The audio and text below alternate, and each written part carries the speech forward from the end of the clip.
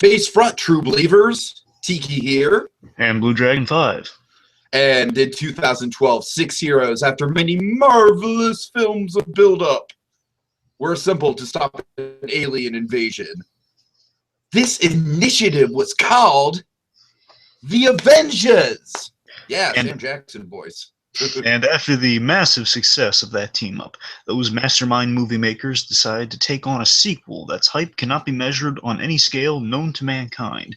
Following suit, they started Phase 2. And now that Phase 2 nears the close, we're going to reflect on just how Earth's mightiest heroes have come along on this marvelous road to Ultron. Yes! Another! BlueDragonFive.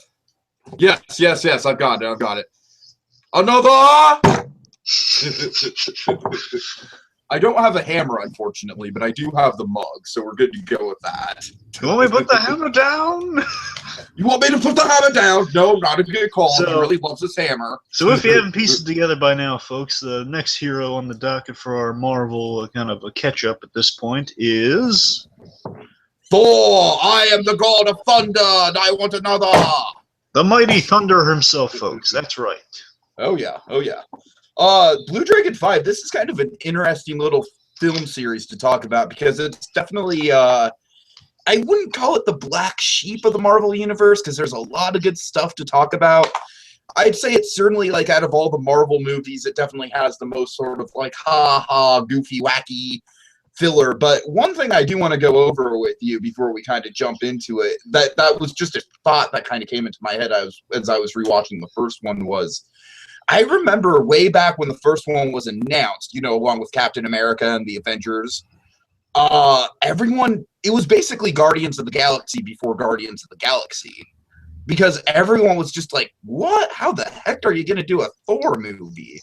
Yes, Thor. Remember that? Yes, Thor at the time was the big gamble, and that's understandable because that was them bringing magic into the Marvel Universe for the first time. And by all means, it paid off greatly, but still, there was a lot of worry going into it because it's a really hard thing. For me personally, I was never a big Thor fan because I'm not much of a magic guy, and this movie sold me on him. The only thing I knew about Thor was, like, my dad said, yeah, he carries around a big hammer and kicks ass. That's it.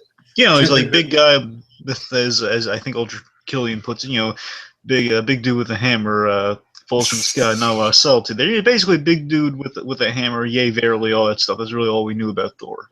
It's Shakespeare in the Park. Does mother know you wear his drapes? Exactly. So, you know, that going into that's really all we kind of the public kind of knows about Thor, and there's a lot of worry about how they're going to pull that off without being too hokey about it. But here's where they went right. They got a really good director. If you're going to do something with Shakespearean stuff, then get a good Shakespearean director. Yeah. You get Kenneth Branagh to direct, and he just brings all the legitimacy to it. Plus, they kind of work out some really cool ways within the context of the Marvel Universe to bring in some kind of grand history, set design, all that stuff, really making the world come alive and just be buyable to you, the audience, and it works. And that's why Thor is one of the big kind of standout hits of the Marvel films. I think there's two things in particular that really make Thor shine in terms of, like, the first movie, and that's one is obviously the production design just based on Kenneth Branagh. I mean, come on, that dude's a master when it comes to that kind of stuff. Of course. As we just saw in Cinderella as well. Mm-hmm. And then the other is, I'd say, Chris Hemsworth's performance, because this guy just came out of nowhere. He was just so freaking charming. Well, not just Chris Hemsworth. I mean, Kenneth Branagh, he really knows how to cast people, because they got a whole bunch of slew. Okay, well, if we're going to get into side characters, I mean, I love me some Stellan Skarsgård. I think that the Jane and Darcy characters drag this whole series down. Well, I'm sorry. Don't you have somewhere in that set of yours, don't you have a picture of Kat Dennings? It doesn't matter. That's from Nick and Nora's Infinite Playlist. I love the actress. I don't love the role. Oy. I hate the role. I love Nick and Nora's Infinite Playlist. Sue me. She's great in that. All right. But I don't know. It's one of those things where it's like, I just feel like how much? Do you know how much Jane Porter or is that Foster? Her name? No, Jane Porter's from Tarzan. I know. I always get that mixed up. Yes, you always get it mixed up. If Natalie Portman played Jane Porter in a Tarzan movie, then it'd be even more confusing. Oh dear. How big is she in the comics? Well, it's interesting. I think we're going to get more of this when we get to Age of Ultron, but Jane Foster, she's a paramedic, and she was kind of Thor's main tighter. Like, she was worked integral to the origin initially. Okay. So I mean, she is important in the Thor mythos. She's like kind of the human lady Thor meets, and she kind of indoctrinates him into the ways. Like, she's like his main, not sidekick, but like when he had an alter ego back in the old comics, they make reference to in the movie, and he would basically Odin in the comics, he transports him to Earth, to humble him, all that stuff, and he's put in a frail human body.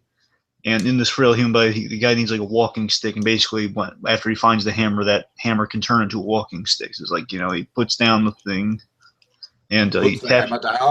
Well, he puts the cane down, then it turns into an awesome hammer. Okay.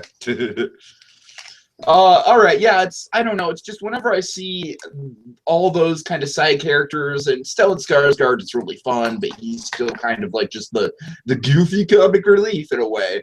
I always kind of picture just like, I would rather just be spending more time in Asgard with a Warriors 3 or Lady Sif or something like that. That's very fair, Tiki. Let's discuss this for a moment. Okay. Something about that, you got to bear in mind, they're taking on, again, this is the riskiest Marvel thing, and it's so funny now when you think about it, because Phase 3 going into, we're having our own kind of we're kind of our own kind of history repeating itself, because we're getting Doctor Strange next, and that's even more magical than Thor, and it's funny that Thor, in this movie, is kind of sold, the way they approached the movie, and I thought it was a really good idea. They kind of, I'm not saying they approach it the same way, but it has such an Iron Man vibe to it, but in a different setting. Well, I would almost argue it has almost kind of a Star Warsian kind of vibe to it. I think the sequel has more of a Star Warsian vibe. Well, no, definitely the sequel has a Star Wars vibe in terms of like the action scenes and whatnot. I'm just saying in terms of like the idea and the production design and everything like that. Like, they treat it more as like almost sort of science fantasy, not quite science fiction, you know what I mean? But what I'm trying to say is that there's a lot of science to what they're trying to do with Asgard. And again, I kind of like still that Iron Man brand of kind of the trademark Marvel cinematic style that Iron Man made so popular, and it kind of recaptures that kind of enthusiasm you had for Iron Man with Thor, though, seeing this guy you really gravitated towards through the movie. You root for this guy, and you see him getting the shenanigans and a lot of humor in there, but still a lot of drama too in Asgard. Sure, so I mean, there were those touches there. I think that was a huge draw for the movie. But bear in mind, so they take on something risky like Thor, and they gotta make sure that. Now, of course, the biggest flaw with what they've done is that Act 2 is where it drags on when you're on Earth for too long instead of Asgard, which I think you've illustrated that point. Am I correct? I kind of feel that more in the sequel, to tell you the truth. I actually do enjoy the Earth stuff in the first Thor movie because it's very much like fish out of water. Right. Well, yeah, because it's basically with the comic relief stuff in general, like that's their safety net, Tiki. That's them saying, okay, well, we're gonna have our human characters, make sure we like them because give them some screen time so we can justify while we're on Earth and not spending tons and tons of money on the Asgardian sets at the moment and just like boring people with potential magic stuff. But they're not sure of this. They're testing the waters with Thor with going out there with their magic and stuff. So that was their safeguard. Like, okay, we're gonna meet them halfway. We're gonna go in Asgard for the first 2 acts, but the middle one we're gonna keep on Earth for the most part. No, I hear you, and I definitely think it works out a lot better in the first Thor movie. I just think once we get to the Dark World, I just think there's literally they could have done so much more with that movie than they ended up doing in terms of like expanding the Thor universe. Yeah, exactly. I'm saying, like, I think we should give the comic relief, as you just said, give it a pass in the first one. Well, yeah, I do, because I think it's more integral to the plot. I think literally the comic relief in the second movie is just like, oh, we're dropping a shoe down a wormhole. We're gonna do that for like 30 minutes. All right, well, we should probably jump right in. We're gonna do Thor's story arc running right through the first Thor movie to Avengers to the Dark World. Now, at the same time, simultaneously, we're going to, as we go through kind of Thor's side of the scene, we'll discuss Loki's side of it. Oh, you want to do it simultaneously? Okay, we can do that. Okay, cool. All right, let's do it then. Okay, so we start just going through the start of our arcs here. We have Thor as a kid, and Odin's showing him around, showing like the glory of Asgard. He and his brother Loki, and we see Thor getting kind of a gist of how this kid's going to be when he grows up. He's a kid's kid. He loves the Asgardian ways. He loves battle. He's like you know, he's being groomed to be king. He's like a Simba of Asgard, you know. That's a perfect comparison, actually. I'm going to be king, father, and it's going to be awesome. And says, yes, but remember, he basically saying to these kids, you could both be kings. Just like a father who loves both of his sons, and just saying, hey, look, sky's the limit for you guys. So a really sweet moment with them. And this is before that we get the revelation about Loki, Of too. course. I mean, of course, comic book fans already know it, but for us general moviegoers like myself, you know, it's kind of cool that they kept it under wraps for a while. Yeah. Okay. Flip side of that, we got Loki in this scene as a kid, and we see, you know, we see a really happy Loki. He's filled with hope and love, and you know, and also the background here. It's not really established really until, well, it's not really kind of blatantly said until Thor 2. Not blatantly said, blatantly shown until Thor 2. But he got his magic from his mother. Right, yeah, exactly. Which, by the way, I think is a really cool idea that, you know, like kind of Thor takes after his father more and Loki takes after the mother more. And to be fair, that is definitely one of the things that got right in Thor 2. Exactly. Loki's relationship with his mother. I mean, Loki, he knocks it out of the ballpark in 2, but we'll get to that. Yeah, definitely. Anyway, so we see there's kind of the divide in there. There's still just like two happy kids, real brotherly, and just talking about the relationship that kind of map out all through all the Thor movies. You see, there's like we can just assume between point A here and point B with our next scene that we can just assume a sibling rivalry has developed, and basically a jealousy has developed for what's to come next. Oh yeah. Because remember, his hatred for Thor does build, so it doesn't start out just completely hatred. It builds to that through the movie.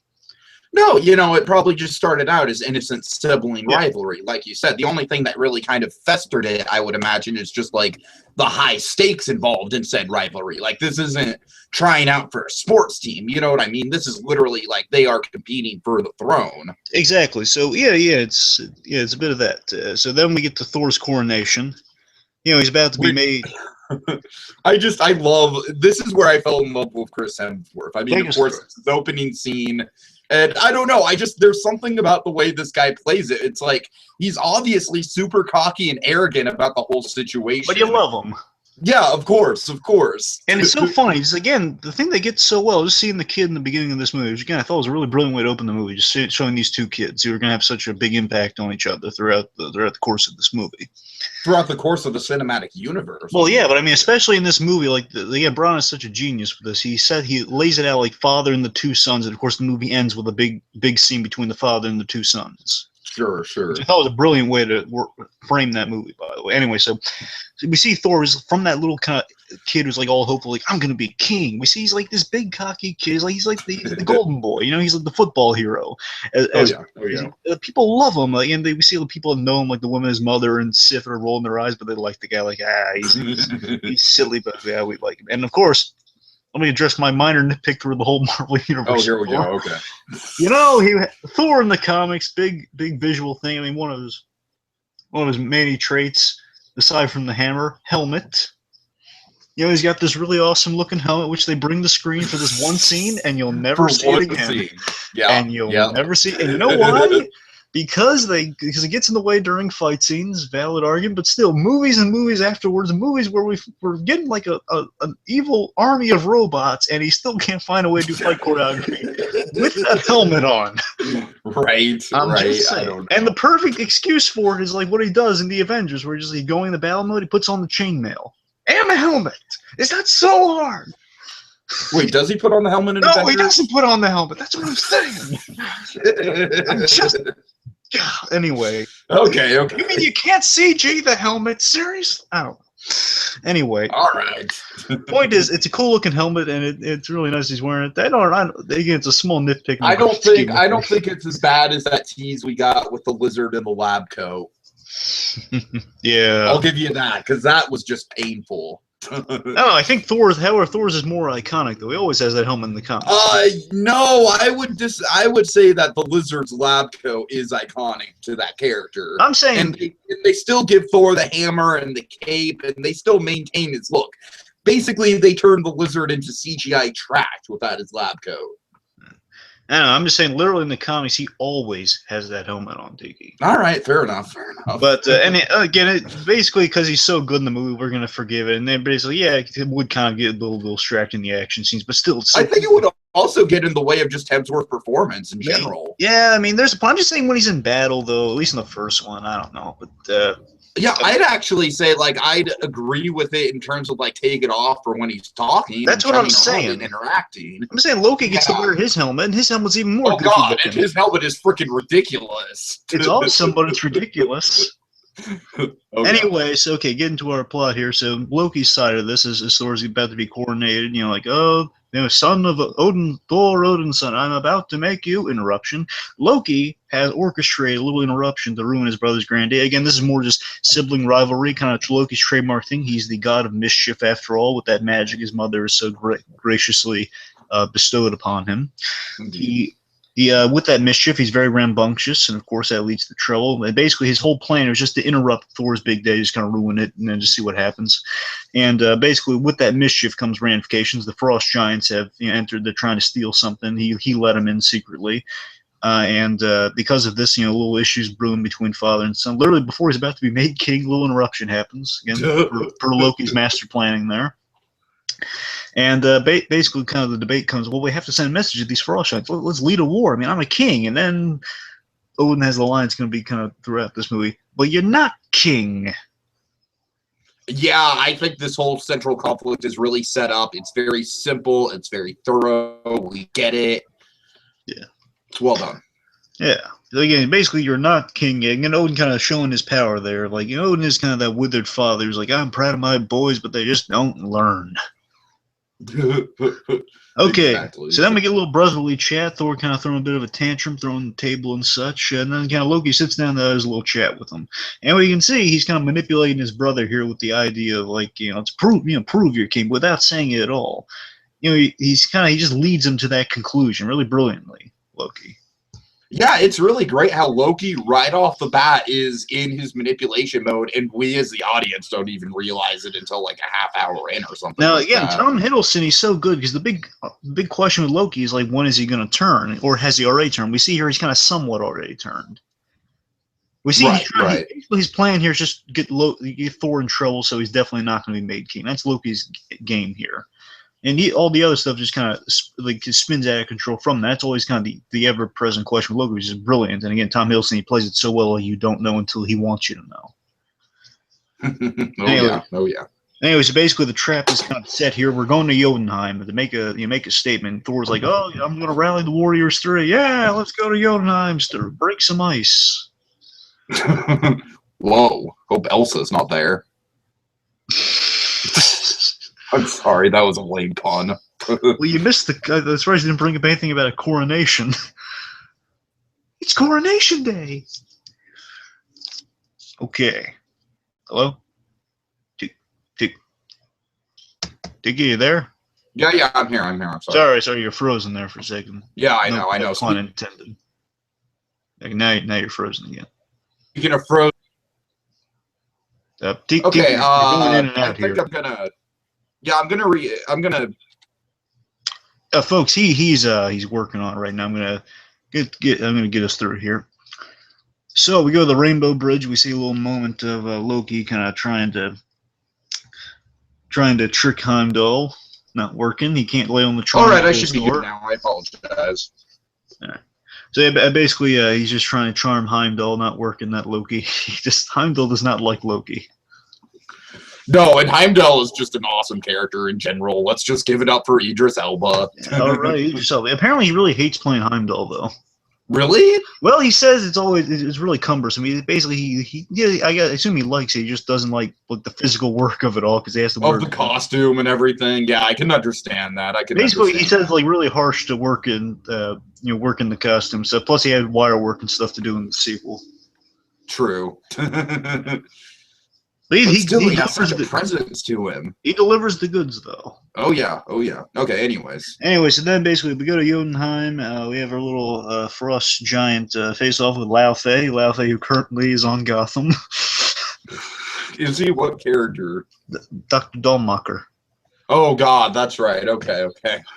So Lao Fei, King of the Frost Giants here, is having a little chit chat with Thor. Thor's just trying to make a bold statement here, like like that whole Roosevelt quote, like the whole carry a big stick, speak softly, something like that. Sure.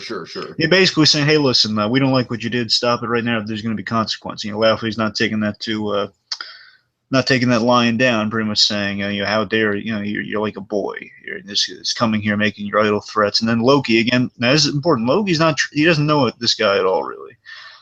He's just kind of coward. Again, Loki comparatively is kind of more cowardly to Thor. Not more like Loki's thinking with his head here and saying we should save our skins while we have the chance.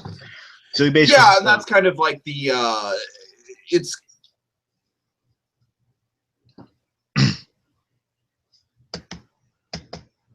Lou. Tiki, you're frozen again. I'm sorry. I'm sorry. Okay, you're back. Sorry.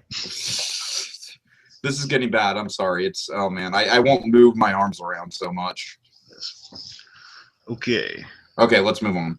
All right. So with the frost giants, so it's basically, you know, Laufey saying, you know, basically in response to Loki just graciously, okay, please let us leave with all due respect. You know, basically Loki's warming the way. They were kind of, you know, laying out the smooth talking, which we know he's good at. Anyway, so then, you know, Laufey gratefully accepts his, okay, very well, and says, go back home, princess, to Thor, which is a mistake and triggers a fight and a hammer to the face. So kind of a foreshadowing to the Douse Mother, know you weareth her drapes line. Exactly. So essentially, it's kind of Thor has kind of the Marty McFly thing of don't call him chicken. Oh dear.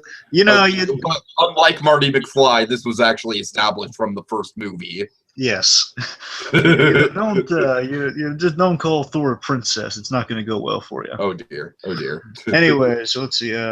It's basically, you know, a huge fight breaks out. Really cool. Loki gets a little revelation that he's immune to the frost giant touch, which kind of raises some questions for him later on. So we see kind of the big crux of Thor's character arc right now is that his kind of his vainness with that little princess thing. The vainness and the immaturity here is like he has good intentions. Don't get me wrong. He wants to, because Asgard was attacked in some way. It was like the security was penetrated in Asgard. So he's making some logical points here. However, he really is not thinking this is like still just going in guns blazing here, even with a group of his guys with the intention of a threat. He really hasn't thought this out. So it's really kind of immature. Like they did that to us, you know, eye for an eye. Not a really bright idea. And that's his character flaw. That's his Marty McFly character flaw. Someone called me princess. Someone called me chicken. Someone did something against us. We got to hit him back. Grab your hoverboards. Yeah. Oh, God. Call Marvin Berry.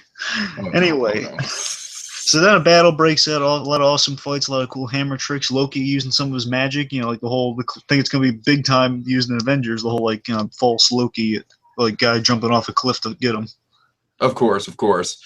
It's funny that this is, like, the one action scene that we see Thor use the hammer until, like, the finale. You know, I never thought of that. Yeah, you're right. No, yeah, it's a really good build-up in that way. Huh. Yeah, it really is brilliant. Okay, right. So let's see. So after the battle, so then things escalate. They're kind of cornered, and Mayor Heimdall's on the strict instructions. I can't beam you back if it's going to endanger Asgard. Then they're basically anyone could have jumped in a little portal that would have teleported him, so he can't bring him back. Thankfully, Odin jumps in, saves the day. Him on his giant horse. And this is basically like, to make more Lion King references, this is basically like the equivalent to the Elephant Graveyard. Yeah, Mufasa saving Simba and Nala from the elephant graveyard. Exactly. You know, literally kind of the same argument kind of made here in terms of, like, you know, these they're just children. This is the actions of a boy. And first of all, I just love that, you know, Thor is like that overzealous kid saying, "Father, we can finish them together," and just him saying, "Silence." Yeah, and once again, like, let's just give it up to Anthony Hopkins again, tearing it up in the role of Odin for sure. He goes a little not bad or by any stretch. I'm just saying he goes a little more eccentric within the sequel, but he's still always good. Oh yeah. Okay, let's see. So basically, they're outnumbered, and Odin comes in and saves the day. He says, you know, these are the actions of boy. Let's all call it a day. We'll go home. We'll you know, it's like, you know, your kid threw a rock through my window. I threw a rock through your window. We'll square. Right. Laufey doesn't take it nicely. Basically, Laufey sees the advantage here of, oh wait, as Guardian, he was trying to do a power play here. I can't let that stand. I hate this guy. This guy, you know, he invaded our land way back in the day when I took his eye, or one of our guys took his eye. You know, we can't have that. So basically, he says, you know, well, hey, you wanted war. I'm returning the favor, buddy. You know, we're at war now. A lot of casualties. Prepare for it. Gets him out of there.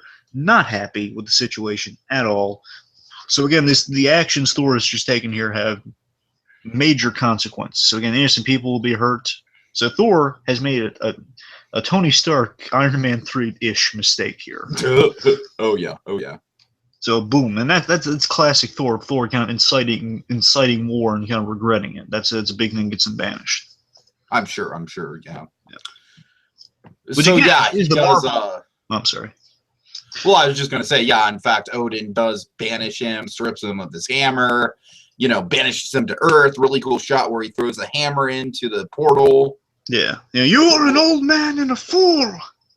Yeah, there's really kind of a father versus son conflict here, which again is really, I think, a reason people gravitate towards the Thor movie. Again, it really is about, Braun really brought this, it is about those personal relationships.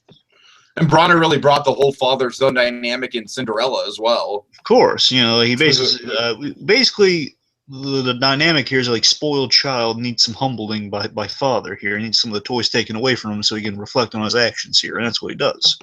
Exactly. You even see like Loki being a little kid in the situation. He's even shaken by the commands. Like, father, please listen. Silence, Loki, or stay out of this.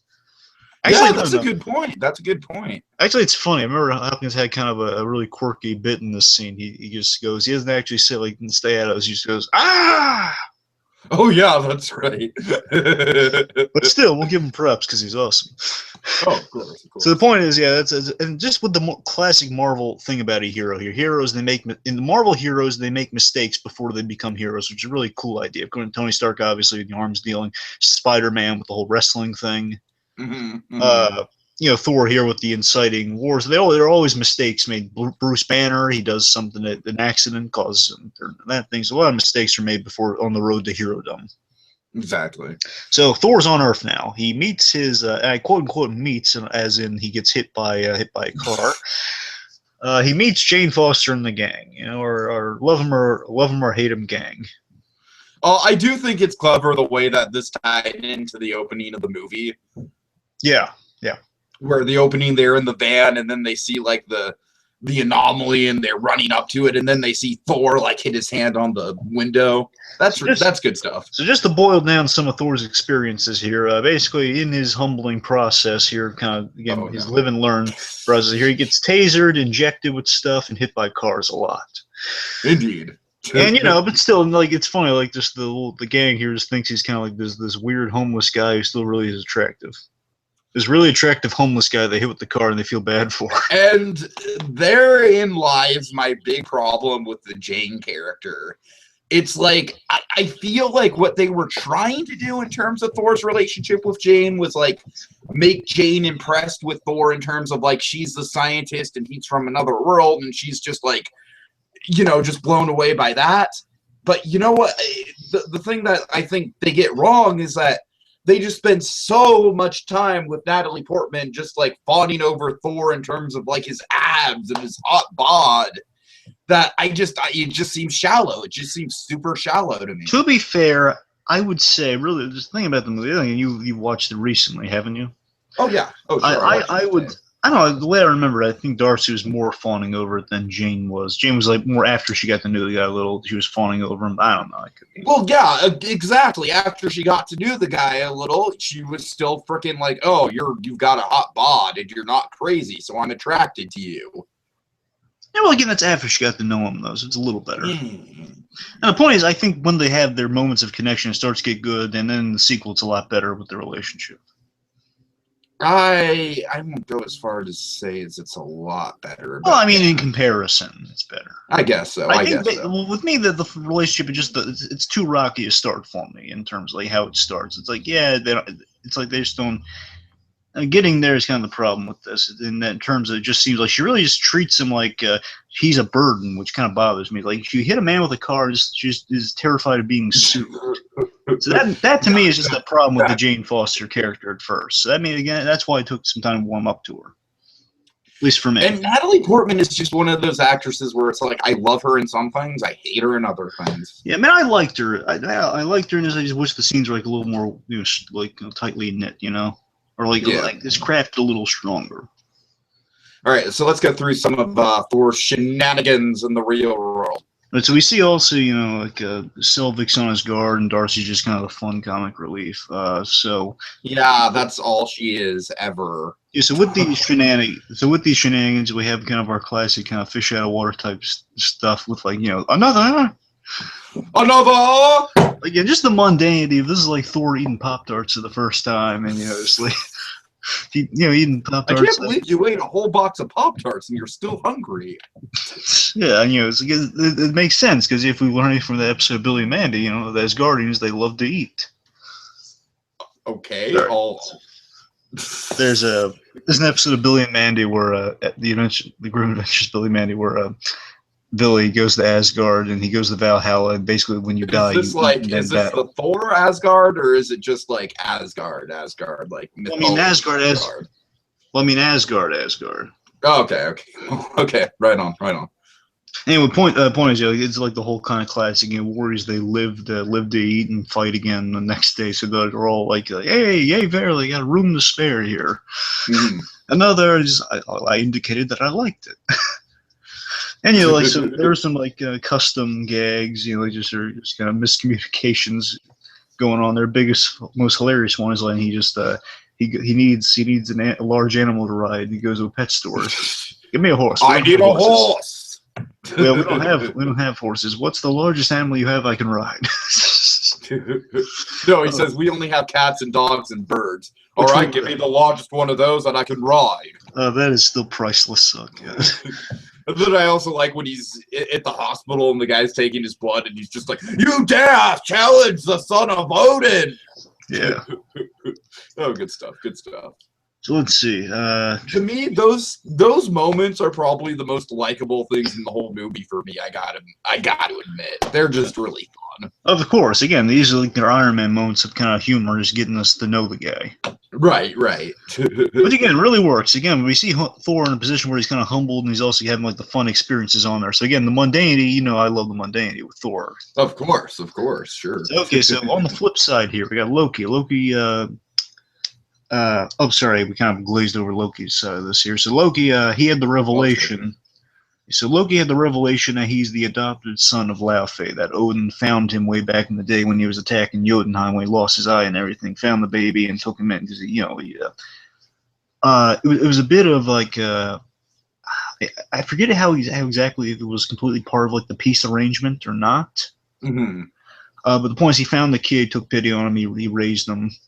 And kind of Loki realized that I'm never going to become king. You lied to me. You filled me with false hope. And how can I become? You would never have a frost giant sit on the Asgardian throne. I think that's a valid argument too. I mean, I think Odin's heart was in the right place in terms of he wants to treat his sons as equals. But I think Loki. This is like one of the good things about the movie is that all of Loki's struggles are kind of coming from like a place of this is what you taught me, and now I'm kind of finding out that it's all just for nothing. We do see he did pick up at least a few traits from Odin, because he does like to shout lines dramatically in Shakespearean fashion. Because he says, "Well, isn't that every Asgardian character though?" Well, not every. For the course. No, usually our main ones have kind of the big yelling lines, and you want me to put the hammer down? Loki here says, "Tell me." Yeah. There's their fun, really fun out of context afterwards. Anyway, so Odin tells him the truth. Loki just feels so betrayed. How can he not be? You understand? He has a right to know this thing. It's out. If you built your life around this unaccomplishable goal, and that's why you were never the favorite child, you know for a fact why. And it was like a whole secret passion you never knew. If you were the son of the king of another world, that's kind of your enemy. That's a big revelation. Mm-hmm, exactly. Anyways, and after he finds this out, after they hash it out, kind of a really dramatic scene here of Odin kind of, he goes into the Odin sleep. And, it's still, this is moving though. Even after that argument, like any father and son will have, about kind of the birth parent type argument here, he still goes to Odin's aid when he passes out. So there's still some care there. He does care about his father on some level. Oh yeah, most certainly, for sure. But still, he's going to be mulling over some deep issues of hatred though. So, okay. Also, following that, getting to our next bit of Loki, he becomes king because of him and the Odin, so he's kind of like an emergency power type deal. Well, Thor's not around, so who's next in line to be king? So again, such a horrible, dramatic... You've got to fill the power vacuum. Such a dramatic irony, don't you think about it? The whole scene is like he will never become king. Well, now he's becoming king. Because his father is dying, as it would seem at the moment. Yeah. Let's see. So, and again, he's not.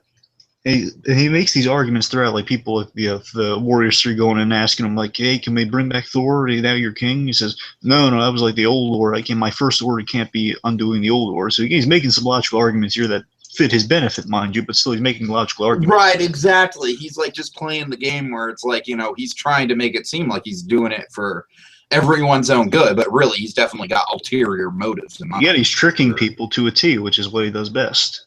Oh yeah. Meanwhile, back to Thor's arc here. So so the arc with Thor here, he's a guy with a mission. He's still cocky.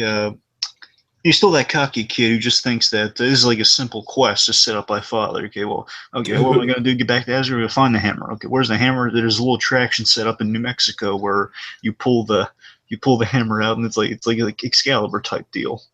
Yeah, it's basically a tourist trap before it gets taken over by S.H.I.E.L.D. Which is what grilling and having barbecues and stuff. Even Stanley's getting on the action. Oh yeah. Did it work? Also, J. Michael Straczynski, who's responsible for the chainmail look for Thor. Oh, okay, nice. Anyway, so let's see. So basically, Thor, he's still that idealistic kid who just thinks, okay, simple, I gotta get the hammer and I'll be back to being Thor. All right. So, and you gotta admire. He's kind of doomed for failure. We know the audience know he needs to learn a lesson before this can happen. So with that, he is he's still idealistic. Where he's set up for failure, and you feel bad for him ultimately because of that. He's still just like this happy-go-lucky, he's a real charming, nice guy, but root for him. He has that sense of humor. Mm-hmm. Oh yeah. Not sense of humor. He has this sense of honor about everything. He's like, he makes a deal with Jane Foster. Says, okay, well, if you help me get my hammer, I'll help you get your research back. We have a deal. And the whole deal runner, you got him. The deal runner is sweet between those two. It is fine. Sure. Yeah, he kisses the hand. He says, we have a deal. And I kind of buy the relationship starting from that point. Like, oh, that's kind of sweet. Indeed. Anyway, so again, he's got the sense of honor, like a simple mission. So we just simple point A, point B type stuff. So while the Odin sleep's going on, back with Loki here. Loki and his mother, they're bonding, like saying, "Oh, your father would be so proud" and stuff. Kind of foreshadowing for the second movie. And of course, there is definitely a bond between those two, and one could say, again, Braun, just because Braun's in charge of this, I'm going to say there might be a bit of like an Oedipile thing going on here. On some level, like Shakespearean stuff, like the whole. Of course, good kind of Braun, huh? Well, yeah, I'd say you could always read into it. Oh dear, oh boy, yeah. So Loki, shippers in here. So less Bates Motel stuff here. Let's go on to he goes to chat with the Frost Giants out of Chikaro. What? Chikaro. Who? It is my shipping name for Chick Hogan's and Romero. Oh God. Chikaro. All right, moving on. I just want to get that out there. Okay. Anyway. I'm sorry. So Loki, he goes to Jotunheim out of Heimdall's view, which is interesting because Heimdall doesn't trust Loki at all. He doesn't like him. He doesn't trust him even though he's king, so he can't see what is going on. So that implies Loki was able to mask himself, which implies later on that Heimdall puts it together. Loki snuck the guys in. Oh yeah. Anyway, so as he goes to Jotunheim, he basically strikes up a deal. It's funny. We have one deal going on Earth with a sweet deal with Jane Foster and Thor. We have like a dark, sinister deal going on with Loki and the Frost Giants. Sure. So basically, the deal is, I let your guys in. So that was you. Yes, it was me. I'm a Frost Giant. I think we should work together here. Look, I'm going to make a deal with you. I let you rule. I'm sorry. I get the rule. I let you kill, and I'm now ruling. I'm going to let you kill Odin. I'm going to get you through here. You can kill Odin in return because I'm going to be the ruler here, undisputed ruler. I'm going to help you guys down the line with any favors you need, but still, you get to kill Odin. You want to do that, and I get to come out on top at the end. It's a win-win scenario. They say, okay, we'll send you some guys. Right. That's the plan. Meanwhile, at the Mulyorn attraction. And it's been completely taken over by S.H.I.E.L.D. at this point, right? Yes, it has been by Coulson and his guys. Oh yeah. Coulson got a pretty good role in this movie for sure. We'll talk about that later when we get to the S.H.I.E.L.D. agents. Sure. Anyway, this is an action scene that, like I said, it's like Thor is not using his hammer at all. He doesn't even have like his godlike strength, because if I remember correctly, right now he's just got human strength. He's just like a really buff guy. Yeah, really buff him. Right? Yeah, he's really strong. I don't know what the exact limitations of the strength are, but I just think he's really strong.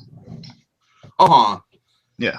So basically, I think it's like in this scene, he's like just really strong in terms of a human and not like godly strong. Yeah, exactly. He's not as invulnerable as he would be if he were Thor. Sure. So, I mean, like, there's not like Avengers strong, where it's like Iron Man couldn't phase him. Exactly. I mean, I'm saying like if he got headbutted by Iron Man in his current state, then it would really hurt him.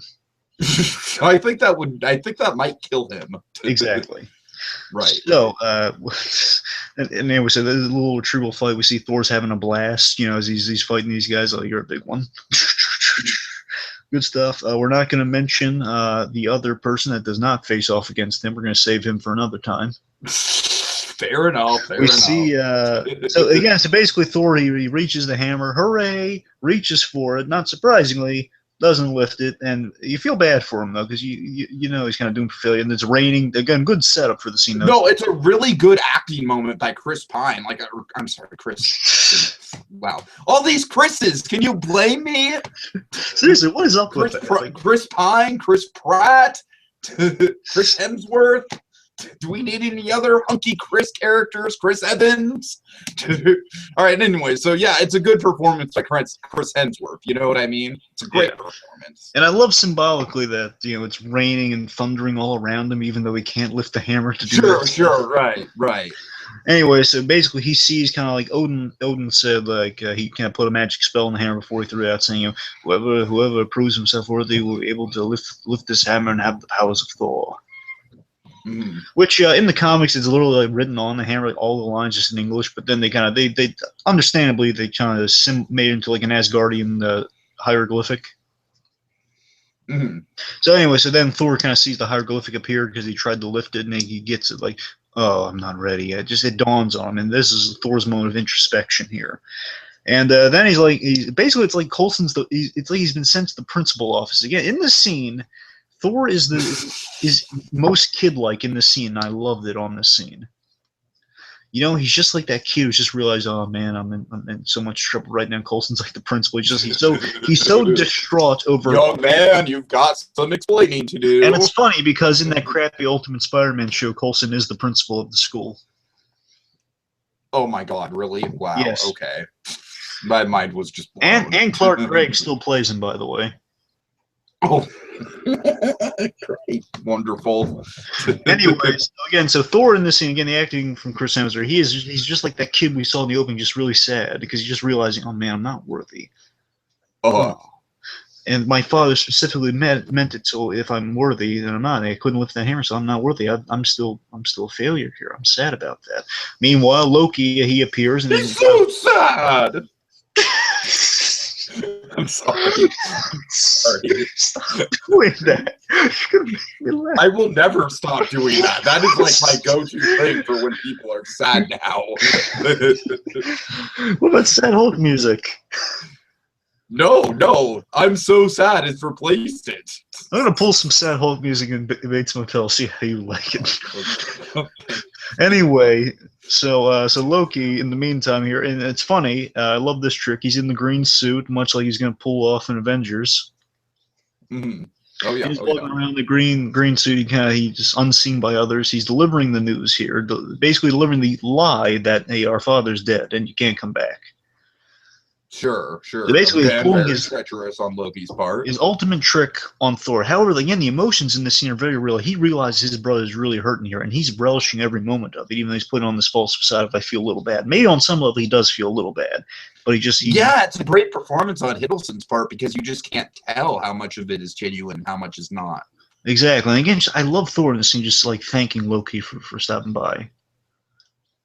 Just thanking him right. Just the connection between brothers here. You have so much empathy for Thor. Like, oh, poor Thor, man. He's still loving towards his brother, even though he's just delivered this bombshell. Like, thanks for stopping by.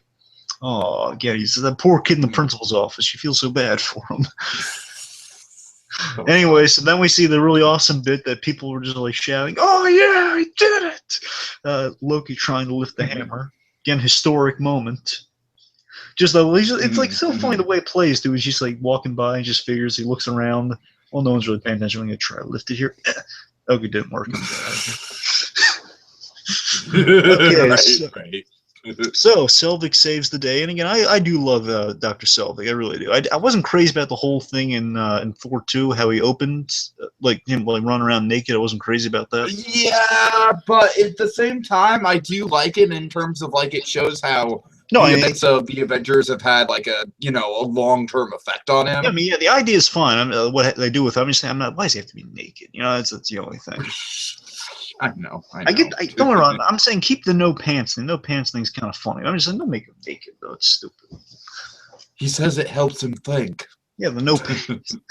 Anyway, so Selvig saves the day. I do like Selvig because Selvig is kind of, in a way, you're gonna probably roll your eyes at this, like Lady Sif, but Selvig is the Jim Gordon for Thor.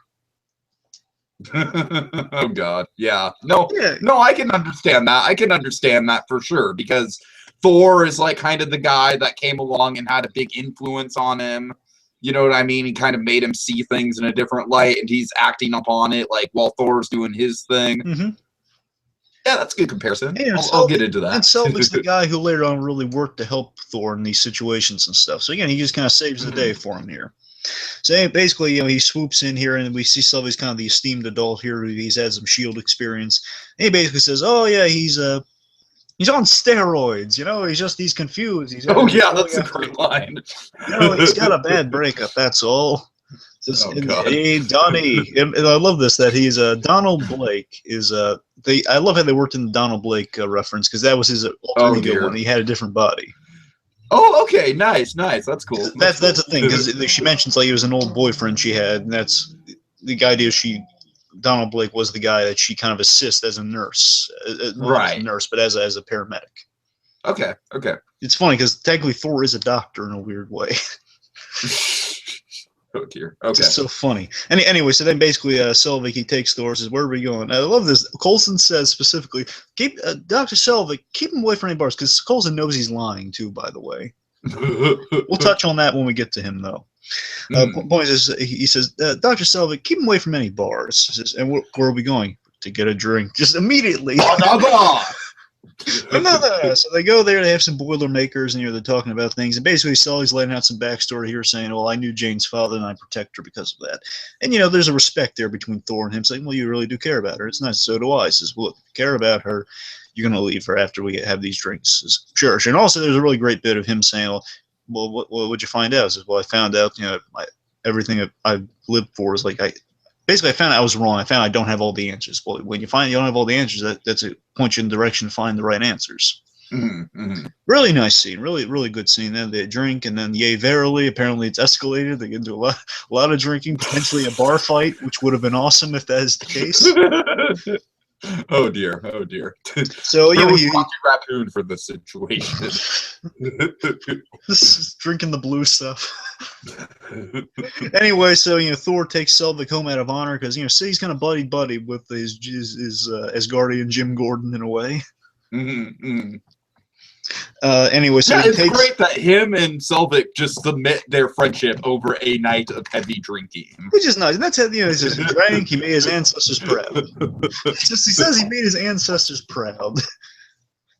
So exactly takes him home to Jane out of respect, and he's about to leave, but then Jane kind of they chat up a little bit here before he goes away, and basically the really sweet scene. This is where I kind of buy the relationship because it's really good chemistry these two have together once they build something.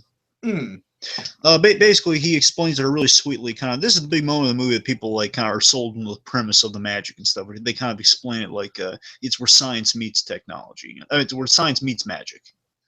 Yeah, that's essentially the idea. It's because magic to us is basically magic to us would be the unknown, and how technology to them is magic.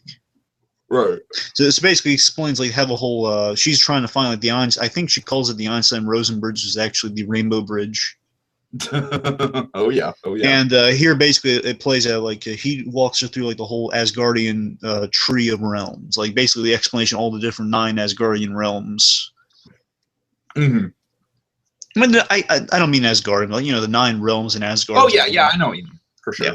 Anyway, so he walks her through a really nice little scene, just explaining it and writing down a little book, looking at the stars, really good stuff. And and then Thor at this point in his arc, he's in love. He's getting more in touch with his humanity. He's basically seeing these beings that he would have seen ordinarily as lesser beings, but now he's one of them. He's understanding that, these people, they really have merit. They're really nice people. I had drinks with Selvig, who came to save my bacon after I was in trouble. He's a nice guy. And now I'm bonding with this Jane Foster, and there's that little fun girl Darcy. She's a dork. This is all really nice. I like Midgard. They're nice people here. So again, that is kind of like the big crux of Thor's character arc throughout all three of the movies. I'd say is his attachment towards Earth. Yeah, there's some intrigue with this Midgard. He's really kind of fascinated by how this Jane Foster seeks this knowledge that he knows about. Really nice. Meanwhile, Loki, he's mad at the Warriors 3 and Heimdall for kind of basically they realize, okay, look, we gotta get Loki out of power here, or at least we gotta bring Thor back. Not Loki out of power, but look, we gotta get Thor back, man. We don't want Loki around here with no Thor. Yeah, come on, man. It's getting ridiculous. So Heimdall he looks the other way, it's funny because he can see everything. He looks the other way, says, wait, what is he? Kind of an odd fellow, isn't he? And they get transported there, and Loki finds out about this, not happy, kind of has a little talking to with Heimdall, like he's his supervisor, says, you don't like me much, do you? Exactly. Says, no, and we see how truly ruthless Loki can be. That's important, especially through the Avengers, seeing how ruthless Loki can be. So basically, he freezes Heimdall just in the nick of time, so it's basically the right amount of ruthlessness and luck for Loki, because he was like a hair away from being less of a head. Exactly. And then he sinks the destroyer on Midgard, which is not good. Oh god.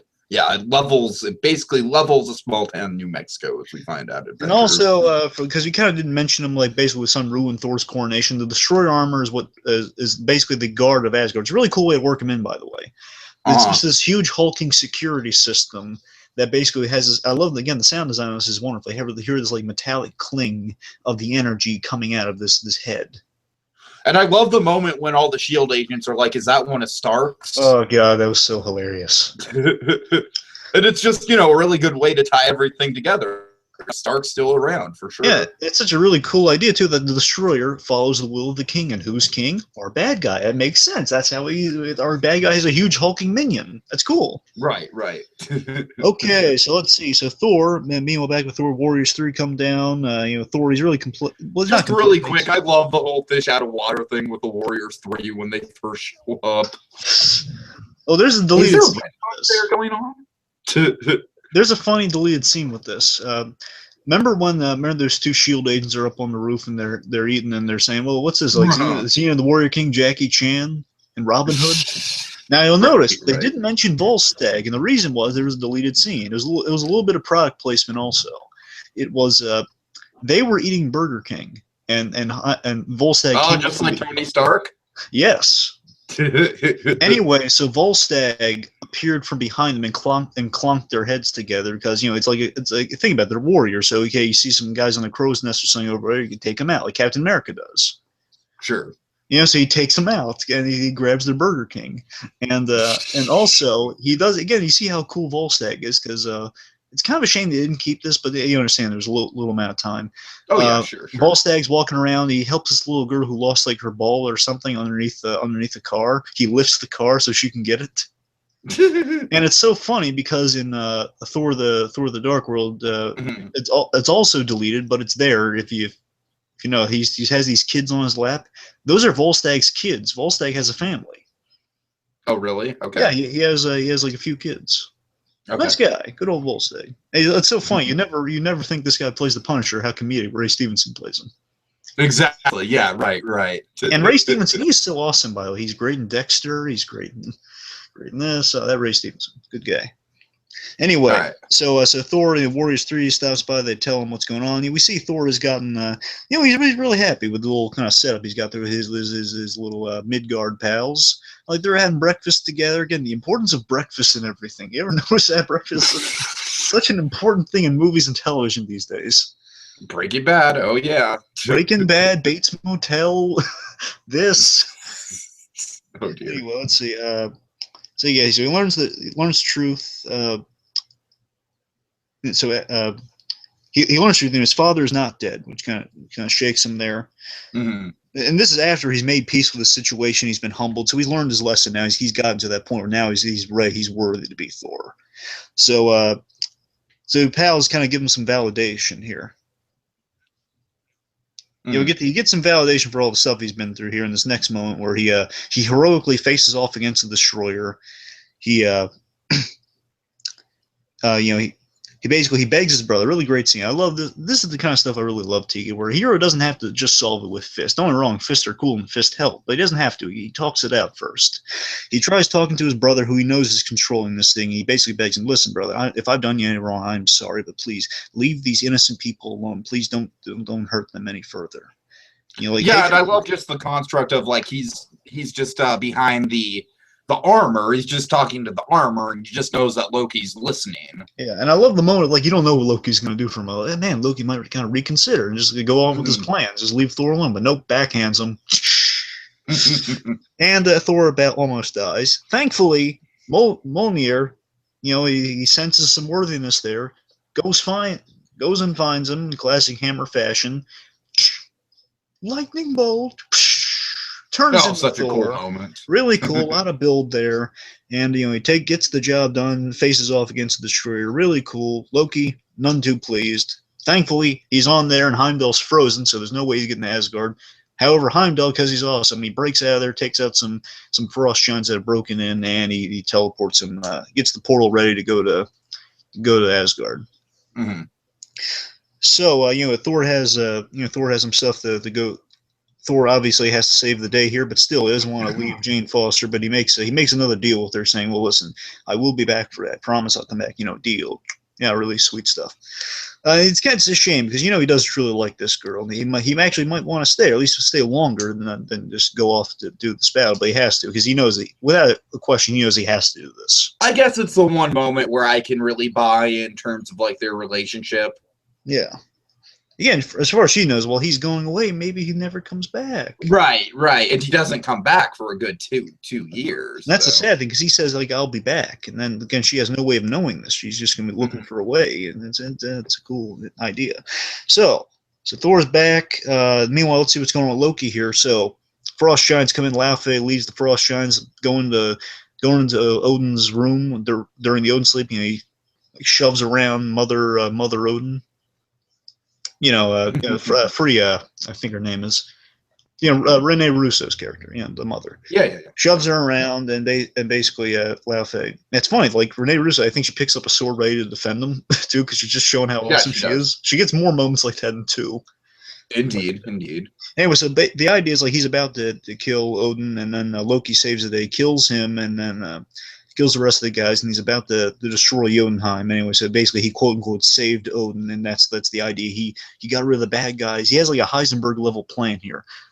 He's gonna save the day and look like the hero. Yeah.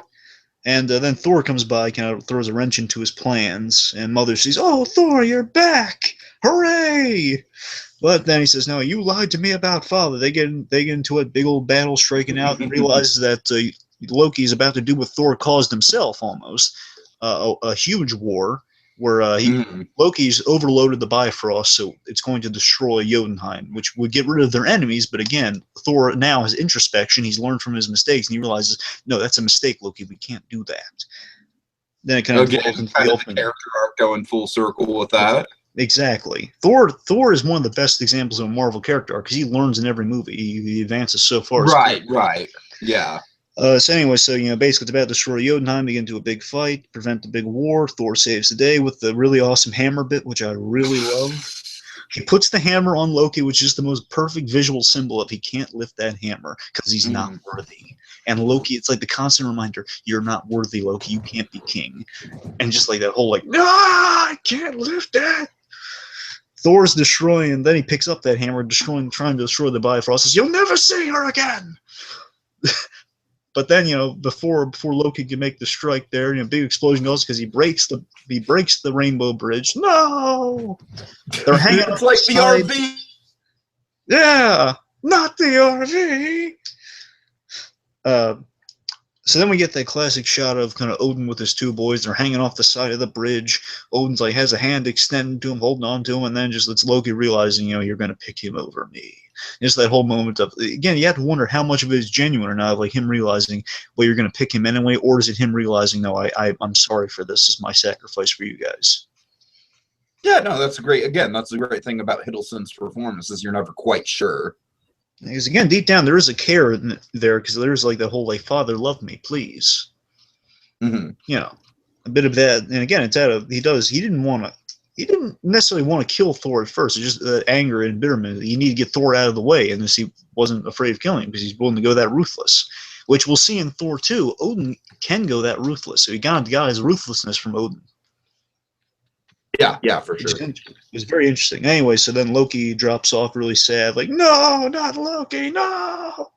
Oh, he'll be back, and he'll die again, and he'll be back. And he'll die again. But he'll be back. Probably. So we see at the end of the movie, Odin is like, he's hopeful for Thor, he's being king again. He says, well, you learn your lesson, you can be king. Thor's saying, I don't think I'm ready to be king yet. Until I'm as good as a king as you. And we see he's dreaming of seeing Jane Foster again. The Rainbow Bridge is going to take a long time to repair it, and says, well, I don't know how we're going to get back. And then Heimdall says, well, I can see her. She's working on a way right now. Huh. It's kind of a precursor to our Captain America ending, but it's really nice, really sweet. It is, yeah. So that's the end of that for Thor. Okay. Now we're running kind of a little short on time, so let's do Avengers really quick. Okay, so Avengers. We see Loki. So it starts out. Now I gotta say, this kind of opening sequence, I've never really been too into it in terms of like, it starts out with a very generic chase scene essentially. But yeah, we get well, first don't we see Loki and in the cosmic universe with Thanos? Isn't that kind of the first thing we see? Yeah, so let me lay out Loki's plot here. The stuff they kind of with all the behind the scenes with Loki here, that he made a deal with the Other, and by proxy Thanos, because the Other speaks for Thanos. We learn in Guardians of the Galaxy. He makes a deal with the Other to retrieve the Tesseract, which is an Infinity Gem. Retrieve the Tesseract in exchange for I'll give you an army of Chitauri to rule Midgard with. You'll get your war. I get the Tesseract. That's the plan. So Loki is we also know that Loki's in over his head with this, even though he's not realizing it. Like later on, I get a sense when he's telling Thor, there's no stopping him. I'm getting a sense some of that's true. Like he realizes. No, I agree. I totally agree. On some level, he realizes he's in over his head because these people found him. He didn't find them. They fished him out of like that infinite space he fell into. Right. So if it weren't for that, he'd just be like gone. The point is, like Loki, they saw an opportunity with this guy. So Loki is acting pretty cocky, though. But again, he was found, not chosen. That's important. Anyway, so then we see he is teleported through the cosmic cube. He's been waiting on the other side, at the ready with all those soldiers, I assume, at the ready of like the portal site. He gets teleported to the shield base thanks to the Tesseract, which I guess he can influence from the other side there, because we saw at the end of Thor, the post-credit scene of Thor was he was manipulating Dr. Selvig from using his trickster magic. And now, is this before the Loki Pokey stick? Yes. So again, he wasn't. That's important. He wasn't controlling him. He was just influencing. He basically was keeping an eye on him, being that little whisper of like, "Hey, maybe you should do this." Right. So that's basically the main thing to take away from that's how he was keeping tabs on where the cosmic cube was. That's why he knows where the cosmic cube is, and that's why he's a really valuable asset because he has the magic to do that. Yeah, but then we do in fact see that he uses the Loki Pokey stick. He kind of he's like, "Hey, Hawkeye, you want to roll in this movie? Too bad, Loki Pokey stick." Yeah, so he's teleported to the shield base, and he's teleported to the shield base. He uses the mind gem, most likely the mind gem, I'm hoping, to gain some troops, which includes the likes of Hawkeye, Dr. Selvig, and a few shield guys. So then we had one of our big dynamics here is Loki versus Nick Fury, and we see I think he finds Nick Fury just so amusing. Tom Hiddleston really is so great in this movie because he just has so much fun with it and so much menace behind that. Yeah. It's like literally you have these moments of just I kind of call it just the Loki smile. That's all you need to do is smile. Oh yeah, of course. Yeah, we all know what the Loki smile is. That should be like a trademark smile. I mean, it's like kind of the only upgrade to that nowadays would be like the Norman Bates kind of glare, but otherwise it's like Loki smile. Loki smile, the Norman glare. Oh yeah. Oh yeah. So yeah, he's having a blast doing this, and you can tell Loki's having a bunch of fun too. So basically, I just love the idea that Nick Fury, the most intimidating guy in the Marvel universe up to this point, is just kind of like he's like talking to him. When Nick Fury talks to you, you better kind of quake a little. And Loki's just saying, he's just like, ant boot.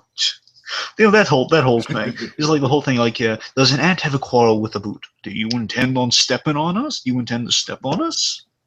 Hey, he just finds Fury so amusing. That's just intimidating right on its face. Of course, of course. So we got Loki's main goal here is he wants to rule people he wants to rule people despite his brother, but also he truly believes because of his own arrogance. That's funny the dynamic between him and Thor. Loki's all about arrogance here versus Thor's open-mindedness. I have been blessed with glorious purpose. Oh, that's such a cool line. I am Loki. I am blessed with glorious purpose. Oh yeah, really good. So basically, his main goal is to spite his brother. That's why he's targeting Midgard. But really, his belief is that people want to be ruled. All the evidence through all the wars and stuff, people want to be ruled by somebody. That's what he's saying. Right. Yeah, that's really what his whole theory is kind of based around, for sure. You people need to be ruled. I mean, heck, you got a president. You beg to be ruled. Subjugation is what you seek. I'm here to give it to you. And it's so funny, there's the dynamic here of like Thor. He comes to Earth. He has an open mind about everything. He's the fish out of water guy. He's learning things, and he's more like he goes with the flow. It's a little reluctantly because he's from a different place. Loki, he comes to the plan. He's just all arrogant, saying, "Well, no, this is the way it should be. I'm going to change everything." So really interesting, right there. That there's the separation between those two brothers. Right. Right. So we have. So again, this is so funny. This the first guy Loki meets from the Avengers is aside from Nick Fury and aside from Hawkeye, is the first guy he truly faces off against here, is the most Midgardian representative. Is basically the best representative of the Midgardian way. Captain America, the guy who literally is draped in the colors of red, white, and blue. He represents all the American values of non-subjugation. And he's gonna pick up on Captain America. He's gonna be like, oh, that guy's fun. I know. I love the idea that just rewatching this. It just made me think that Captain America must be Loki's favorite because to Loki, he must be the most ridiculous, the biggest joke he's ever seen. Exactly. And that's why he comes back in another movie, which we'll get to in just a moment. Mm-hmm. So anyway, then Loki's ultimate plan is a Trojan horse plan. He wants the Trojan horse plan is he gets captured, kind of pulling a Joker from the Dark Knight. It is total Joker from Dark Knight. Yeah, but it has the Loki charm put on it though. Mm-hmm. Basically his plan is that he wants to keep an eye on the Hulk and just kind of weaken the Avengers by affecting their minds. That's his plan. Basically cause mischief, which again is Loki to a T. That's what he does. He causes mischief. That's his whole plan. It's just so brilliant when you think about it. Yeah, that's what Loki would do. He would cause mischief. That's his whole game plan here. Right. So, yeah, like all the scenes on the helicarrier are just really good because it's just, let's see, we have that great moment of him walking by Banner, and he's just like, you mentioned the smile, he's just like... So again, just if you thought Tony Stark could gauge reaction, you see Loki gauging a reaction right there. Exactly. Also, we got Tiki. Never mind. So anyway, so that's nothing. So Thor makes his grand entrance in the movie. He just like. Oh God, I love that entrance. Plops right on the wing, and we get some background when he's talking to Loki. He's sent by Odin using dark magic, which is kind of a cool explanation. Yeah, he's how much dark magic did Father summon to bring you here? Mm-hmm. And basically, again, this is interesting. Thor is basically in the story because he wants to bring Loki back before he causes trouble, but also because they lost he lost his brother, and he thought he was dead. He wants to bring him home, maybe to rehabilitate him. So that's a noble thing for Thor. That's to show you how far he's come. He still has hope for his brother. That's basically what he wants to do, pretty much throughout the whole movie. Yeah. Yeah. Again, like they lost the son back in Asgard. Odin and lost a brother and lost a son. They want to bring him back. Hope maybe there's hope for him before he does any damage here, before he causes more. Let's bring him back. Let's help him. And again, he still has hope for him, which of course is going to be gone by the end of this movie. And so it's really personal for him. So I really like the moment where Loki's kind of questioning, like Thor's like, we all wept for you, Loki. And Thor's like, or Loki's just like, I find that doubtful. We warned you, Loki. That. Yeah, like we warned you. Mm-hmm. I find that doubtful. So again, why? And you'll notice because he's taken this brotherly stuff really personally, which later on they poke some fun at in a really awesome way. Uh, he's taking the whole thing real personally, like why he wants to bring his brother back, and that's why he's less chatty with Iron Man. That's why he's like, Iron Man's like trying to point that logic here, like, this is none of your concern. Again, that's Thor's. That's because Thor's are so wrapped up. I'm going to bring Loki in before anything. No one's going to stop me. Not one's going to stop me. Not even this Iron guy. Right. So then we have Thor versus Iron Man. Let's just kind of upgrade our statements since last time, just a bit more Thor-centric here. I think Thor views Iron Man as just this. It's funny just to kind of pull a Hulk versus reference here. He views him as a talking man. Talking man's head man! Rip talking man's head off! Something like that. I think you just use Iron Man as this talking man who's just he's speaking a completely different language to him. If you thought Thor was out of water last time, this is like the most.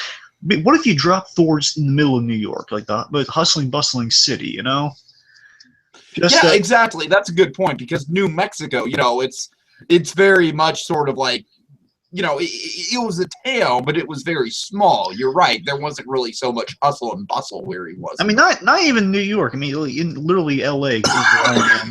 Oh God, yes, L.A. Oh my God. Oh, I've been there. I mean, that's literally where Iron Man is in the first two. Mm-hmm. I mean, so basically, it's like he's plopped in front of this guy he's speaking completely different reference-filled language. Like that man is playing Galaga, flying monkeys. I don't quite. Yeah, all that stuff. It's just all this reference field. He's still a fish out of water in terms of, and just faced with Iron Man, of course he's going to be a little lost with this guy. He just views him as this, later on, I think he just views him as this funny, tiny man in armor who is a little fast talker. And however, I think on another level, and this is really interesting, I think he views him as a less threatening because he's so, he's so chatty. Mm-hmm. He views him as a less threatening version of Loki in a way. Oh, that's an interesting idea. And maybe that's why he doesn't get off to the best of starts with this guy at first. He just views him as a bit of a kind of a Loki under the surface. So like, this guy's, he's a fast talker, smooth talker. I'm not really buying into his stuff here. And right. However, towards the end, you'll see the progression is he sees a better chance for heroism within this guy, though. Okay. So let's see. So again, that hope for Loki. See in the next scene, basically when they're all in Hellcarrier and Loki's been brought in, they're talking about what to do, and then Thor has this hilarious bit where he's just saying, he still has hope for Loki, and like they're saying, your brother is I can smell the crazy on that guy. That guy's head's like a bag full of cats. I can smell the crazy on him. He says, hey, be careful how you speak about my brother. And then Bucko's just pointing out the fact that your brother killed 80 or 88 people. He's adopted. The best line, it's just pointing out that he does have hope for Loki, but he's realistic with it, realizing, well, he's adopted. I mean, that's just like Joss Whedon dialogue for you to a T right there. Exactly. I mean, he does realize that he does have hope for him, but still, he did kill a lot of people. He's a horrible person, but still, he's my brother. So, I mean, he's thankful my little ad was like, he was adopted. Okay, so meanwhile, then we have a really awesome scene between little Thor and Coulson, which, again, I love how Coulson here are kind of some old pals. Yeah, right. And he's just kind of basically informing Thor that Jane Foster is going to be safe. She's in a remote location. Yeah, very nice. And of course, like the whole the cultural clash here of what I can only imagine. Son of Cole, I can only imagine how you feel. Just the. Does he really call him the son of Cole? Well, he calls him that in Thor, not in the sea. Well, he calls him that in Thor. Oh, okay. And it's funny, in Agents of S.H.I.E.L.D., they do bring that back in terms of people, the Asgardians think his name is Son of Cole. That is pretty wonderful. Which is nice. Again, it's so basically with all the Thor nicknames and things like that, it just reminds me of Buzz Lightyear from Toy Story 2 of help me prop up Vegetable Man or we're done for. It's really funny. And anyways, the point is he's saying we Asgardians come down here, we're bashing around like Dulstein. Wait, you don't have those here? Really, really unpleasant. Big antlers, really mean. No, I don't think we get those there. Well, they're very unpleasant. Then Fury comes by, and this is important. Again, this setting up Fury's dynamic with Thor. That Fury, he says he's kind of confronting him on Thor's loyalty here, saying, "I'm asking, what are you prepared to do?" Remember, he has some deep-seated issues with Fury we're going to get to in just a moment here. Actually, well, let's get to it now. So Thor is the reason for Phase 2. Not Phase 2 the movies, but that'd be a fun thought. No, Phase 2 for the weapons program, like using the weapons, like bigger and badder weapons to deal with these bigger threats. Yeah, right, indeed. Because as you know, basically, as Iron Man 3 states, you know, when the giant guy fell out of the sky, subtlety kind of went out the window. Exactly, and it's just cool how the Marvel universe is kind of like expanded in that way. It's funny how Marvel kind of treats Thor in the movies a bit like he's like the Marvel equivalent of Superman. You know, basically, think about it, like this guy. They have this God-fearing dynamic of like gods from another planet, and basically he's an alien too. So basically, I love how they treat the Asgardians like aliens too. I love that idea. No, yeah, you're absolutely right. That's a great comparison. The thing, he's like, you know, he's like this godlike being he's an alien to us, and you know, he's in the equation, which kind of leads to paranoia of like, can we trust these guys? One of them basically wiped out New Mexico, wiped out a small town in New Mexico. Mm-hmm. And we need bigger and badder weapons to combat these guys. You know, that's why Iron Man's one of our consultants for crying out loud, you know? And that's why, speaking of bigger and bad weapons, that's why they developed the destroyer gun, which I'm sure on some level must kind of intimidate Thor, the fact that they turned the destroyer into a weapon specifically for him. And I love Thor's being confronted by it basically when the Infinity Gem's kind of messing with people's minds, hopeful Infinity Gem.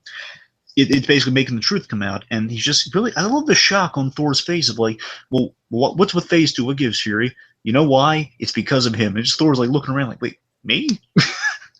Yeah. I love that. Thor has been very helpful, and he's helping with Loki and everything. He's done nothing to hurt anybody. People love Thor. It's like, how can you? Thor's like American. It's like Thor's like Snoopy for the Marvel Universe. What gives? Did you say he's Snoopy? No, he's beloved in the Marvel Universe. Like, how can you not like? You'd be able not to like Thor. That's funny. I've never heard that before. He's like the Joe Cool of the Marvel Universe. You know, like everyone loves Thor. Oh god. It's like Snoopy from the Easter Beagle. You know, it's like the ones like all the chicks dig him. Like I remember, I'm not gonna say I coined the statement because I'm sure it's on a T-shirt somewhere. I just don't know about it. But I always love to say, chicks dig Asgardians. That's why the fans always love Thor and Loki. The female fans always love Thor and Loki. Chicks dig Asgardians. Oh, they do. Seriously, they go bananas for them. So, meanwhile, then we have basically this builds to a head where Banner kind of loses it, and then he kind of hulks out, and this is nice. We have our big, bombastic Thor versus Hulk fight. Oh, yeah. Oh, great moment. So I love that right off the bat. Again, Thor, he's been through a lot in the first Thor movie, so he's realized he's thinking more when he's in battle. He's saying, Dr. Banner, please, stop being a beast right now. Snap out of it. We are not your enemies, badass. There you go. Yeah, that's it. Again, he's trying to reach him here. And also, I love the fact that he just kind of swooped in at the fight. For the fight, he was chasing Black Widow, and he saved Black Widow's hide right there just by by getting in between the two of them. So he saved Black Widow. That's a nice little action for Thor there. Sure. It's like not much of a bond between those two quite yet, but still he saved her. It's nice. And of course, we've got to love that moment where Hulk tries to pick up the hammer. I mean, come on, that's just amazing. And you know me, I love that moment where Thor just like he wipes the blood from his nose, and like that smile creeps on his face, and he just pulls the hand out, waiting for the hammer to come by. Hulk's just running by him like at full speed, and then like slow-mo punch with the hammer, really awesome. So anyway, awesome, gleeful battle happening there. We get the payoff to that is like then we have Thor versus Loki. I kind of feel like we skipped over the Loki and Black Widow scene, which is kind of important. Oh, yeah, you're right. Yeah, so let's cover that really quick. I forgot about that. Okay, so take us through. It's a great scene. Well, basically, it's really up to this point, it is the biggest showcase of Black Widow's skills, because she's essentially, basically, she's playing to Loki's sympathies, or she's trying to appear vulnerable, because she's talking about Hawkeye, and how she owes him a debt. She's not in love because love is for children, but she owes him a debt. And, it's basically like, let's see, what does Loki say? Does Loki basically lie and say that Hawkeye is dead? No, he just he doesn't lie, he just basically kind of threatens her, saying oh, that's right. Yeah, he just gets really nasty. He basically says, I'm going to make him kill you in all the ways you fear he will. And and she is just such a good actress in that moment, because she just, shrivels up, and then then of course Loki, being the over the top bad guy that he is, he has to boast, and he's like, and you know what else? I'm going to use Banner or something. Well, no, it's like it says like she says you're a monster. Well, I'm not the monster. You brought the monster yourself. And she just kind of snaps. She clams up, and she says, "Thank you. You've been very helpful." Just walks out. Loki intends to use the Hulk. And again, you gotta love the human moments on Loki. Just kind of that dumbfounded, like, wait, what? Yeah, that was awesome. So awesome. Okay, then we have like our big climatic scene here of just like Thor and Loki here, and then Loki's pulled the disappearing Loki trick on. Are you ever not gonna fall for that? So then this moment, I love Thor in this moment. That basically Coulson swoops in to save the day with the destroyer gun. Again, he's using that weapon for a noble purpose against Loki. So there's a bit of a save there for Thor. Mm-hmm. But then Loki pulls the same trick again. Disappears. Dirty trick. And from behind Coulson, he impales him and kills him, which is sad. And again, Thor, I love just Chris Hemsworth. I just love the acting on the simple, like, no! You feel like it's so heart-wrenching of like, no, yeah, he knew Coulson too, and he's a little friendly with him. He did, yeah. And his brother did it, of all people. His brother killed Coulson. The guy was just trying to help him right in front of him. And Thor's just that helpless kid again. We see him be that kid from the first Thor movie again. We just in the principal's office again with Coulson in the scene too. Oh God. Again, it's just like that poor. It's like just this poor helpless kid in this bad situation, and he just dropped. Boom, plum dropped. I love the score, by the way. It's that little dropped. He's like. He's thrashing around the thing, has to get some momentum before the impact really hurts him. Bashes out of there with the hammer. Follow up of that is like after everything, he did see Coulson die, so he is motivated by that, and he is that moment, this really moving moment in all of the Avengers that he has. But when everyone's at their lowest point after Coulson's died, you'll notice Thor, he just has a moment of hesitancy grabbing the hammer. It's like that he's asking himself the question from the first Thor movie of, am I worthy to lift this hammer? Can I stop? Right, exactly. I love that moment of just that hesitation on, like you see the fear on his face and that hesitation of grabbing the hammer. Really cool. Mm-hmm. Then he after he works up the courage, he grabs that hammer, gearing up scene. He's Thored up. He's in the armor with the sleeves and everything. He goes there. The big battle kind of starts out here. Mm-hmm. He has a little chat with Loki, kind of the last chance with Loki to sway him here. And he says, Loki, stop this now. Work together. We can stop him. Again, Loki's saying, I'm in over my head, tricking him, pulling the rug out from under him, stabbing him really up close. Really not nice, by the way. Kicks the crap out of his brother. Thor does. Kicks the crap out of his brother for a bit until Loki makes a getaway. So, yeah. And then, just ouch with that really close stabbing. Loki really Loki loves his knives. He really does. So again, just Loki's relishing this war. Again, he is just. Bear in mind, it was like Thor's last attempt at reaching out to Loki. Is realizing, okay, this guy's beyond safe. He stabbed me when I gave him a second chance, man. I'm done with that prick. Mm-hmm. Oh God, right. So again, let's see. So again, Loki's relishing this war, all the chaos around him. He's literally in a chariot, which is awesome.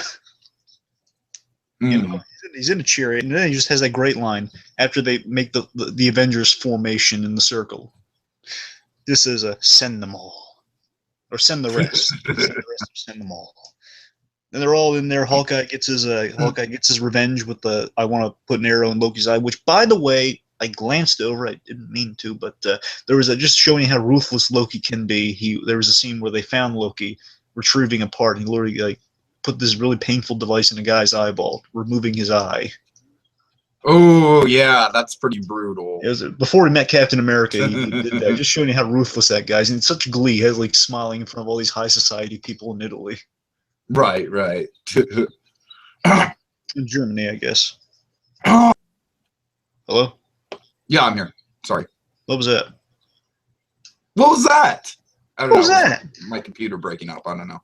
Anyway, so let's see. So then the Hawkeye gets his revenge with the arrow in Loki's eye, catches it. There's that moment arrows. Kaboom! Oh yeah. Audience awesome. goes wild. Awesome one of my favorite moments in viewing the Avengers, aside from the moment that directly followed that, of just people's reaction, because we were all on the same page watching that. I'm just like, Hawkeye's about to get his revenge. Yay! Oh, it caught the arrow, but it blew up. Yeah. I'm gonna get any better. Hulk! Yay! Stop it, you dull creature! Loki smash! Puny god. Oh yeah. Oh yeah. So again, Loki gets humbled himself. It's funny. Thor gets humbled that whole movie, and then this moment when Loki gets humbled, it's not a lot, but when it happens, boy, is it big. You know? Yeah. It's huge. Literally. Okay, so then that kind of leads ultimately to his defeat. We kind of have the moment earlier on. We kind of talked about in the Iron Man video. He had his little face off, and Iron Man gets throws him out the window. Mm-hmm. But then basically, ultimately, defeat. He asks Iron Man, I think I'll take that drink now. It's just as one of the most awesome visuals of the movie, by the way. Just all the Avengers just sitting there. They've been through heck. Arrow pointed directly at Loki's eye. Oh yeah. The Hawkeye's just ready and willing just to put it in his eye. And just like Loki, give him this kind of scared reaction, but still kind of cocky, like he's in a western or something. It's like an old Hollywood thing of like, I'll have that drink now. I think I will have that drink now. Shaken, not stirred. And it's funny in kind of a weird Hannibal Lecter reference, because his father is technically Hannibal Lecter. He has like the mask on. Right. In the movie. Right. Gets teleported back to Asgard, and let's just transition to Thor 2, the Dark World. Dark World. There's really not a lot to cover in this one. So no, there's really not. Again, like my big complaint with Dark World is that there is so much comic relief filler in this movie that we are not going to touch on at all. So Loki's in the middle of sentencing for his actions in New York, which obviously sent an invasion here, not good. Mm-hmm. He gets punished. Mother's a little more sympathetic towards him, but still Odin, he gives up on him. You're in jail. You're in Asgardian prison. Go away. We see Thor has grown up. He's a big boy now. He's restoring order in the 9 realms. I can assume per Loki just trying to destroy a realm. There's some ramifications to that. That's why he had to go around restoring order in the realms. Maybe. But at the very least, he's restoring order in the realms, and maybe some fallout from the Avengers of his little attack of people realizing, hey, one of the Asgardian realms, someone from the Asgardian realm tried to take over one of the other realms. We should. Yeah, right. It's basically not good public relations. It's a public relations nightmare. Exactly. So Thor goes there, like they have the awesome moment where he faces one of the giant rock people and just says, "Anyone else?" They're really funny. Mm-hmm. Yeah. Let's see. Anyone else? We see he's missing Jane Foster, but Sif likes him. And again, Thor is like the Archie of the Marvel Universe too, because chicks dig this guy. He has like column A, column B. I'm breaking up, so I'm going to refresh really quick. Okay. Okay. Just keep going. Keep going. Anyway, so it's funny. Thor is just kind of like the Archie of the Marvel Universe because the chicks all over dig this guy. Jane Foster, Sif, both equally awesome women. Sif a little more, but anyway. So we got kind of a love triangle brewing there, but later on brewing there. So he's missing Jane Foster. Meanwhile, just in terms of the dynamic between Thor and Odin in this movie, they're at odds with each other. Odin realizes that, actually, Thor realizes that Odin's going too far here. He's getting too ruthless, and it's just kind of it's a funny revelation because the first Thor movie is about Thor getting a little too ruthless or a little too rambunctious, and now Odin's the exact opposite. Right, yeah. And again, it's kind of a horrifying reaction too, realizing, the king here, he's getting a little too big for his britches. And again, it's funny, Odin's trying to be fatherly in this movie too, just saying you should be king here. You should settle down with Sif. He's kind of pulling a Jor-El from Superman 2 in this movie, just saying, hey, Oh wow, okay. He really pulls it later on because in Superman 2, he didn't like Lois Lane, Jor-El, and in this movie, Odin doesn't like Jane Foster at first. At first, right. Yeah. Well, he still doesn't really grow on her, but he still, for all we know, you're right. By the end of the movie, he more just kind of tolerates her. Yeah. But it's still kind of funny, their interactions, though. Meanwhile, we see, speaking of parental bonds here, so we see Thor and Odin, they're kind of on the rocks right now. Loki and his mother, similar case, but she's more hopeful here. There's a deep bond between mother and son here that she hasn't given up on him, even though he says, but I'm not your son. Well, really, he's kind of like our bond not true at all then? And then we see kind of the tragic thing of like he's used his magic to conjure up there. That is really effective. That's probably the most effective idea in the whole movie, is just when he's in the cell kind of using his magic. Yeah. Now, to be fair, again, it depends like how you view deleted scenes and stuff, because the lead revelation is that he's actually talking to his mother in that scene. I didn't want to know that. I'm saying because it was deleted, it's up to interpretation. That's the thing. Well, I will leave it up to my interpretation then. That's why I don't like deleted scenes. I like to just have the movie and just have the context of the movie. That's why they took it out, because they probably realized it's better to keep it ambiguous, which it is. Right, exactly. Well, now you know the other side of it, so there's a good chance it was the other way. Great, thank you. Okay, anyways. So Thor eventually finds crosses paths with Jane Foster again because she's been infected by the ether, which is the reality gem. Oh yeah. So it's funny. It's like the classic story of, so Thor's gotten himself together. He's matured as a guy. And he's gonna it's like the classic romantic comedy. I'm bringing a girl home to meet the parents. It's kind of a classic sequel premise if you think about it. Yeah, and we see Odin. Except it's like a sequel to a comedy. We see as their relationship's growing a little stronger here, despite the dark circumstances of something that's going to eventually tear away her body. Like she meets the mother, like that little like, oh, I'm getting a little romantic with your son. I'm going to step away right now. Right. And also we see Odin doesn't take to her that kindly. A real funny bit of like just Odin saying like, wait, who do you think you are? Is he just like berating her for being Midgardian? I mean, he basically wants to keep her prisoner, essentially. Yeah. And obviously Thor's not going to have any of that. No, of course not. It's just so funny. Like he says, who do you think you are? I am Odin, king of Asgard. Oh, well, hello. Right. Really funny, really funny. Those Asgardians, they have a theatrical way of introducing themselves. Is Odin, he's just very stubborn in this movie, and I think one of the big missed opportunities of this movie, but it's there on some level, is a theme of birthright that I think is still in that movie. You're right, it's there. Hello? Yeah, I'm here. Repeat yourself on that one. Oh, I just said the theme of birthright. It's there. It's just like you said. It's not too prominent. They could have done more with it. I'm sorry.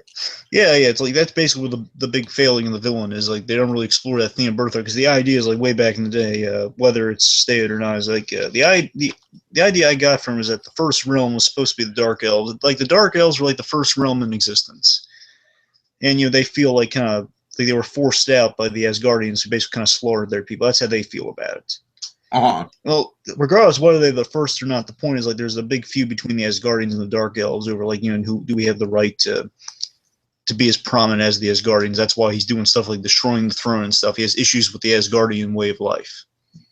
Sure. Interesting stuff. And the point is we really, with that theme of birthright, we have kind of, perhaps if we explore that, we have Thor kind of dealing with like dealing with Odin wanting him to fulfill his birthright of being king, but he doesn't want that. He wants a life with Jane Foster on Midgard.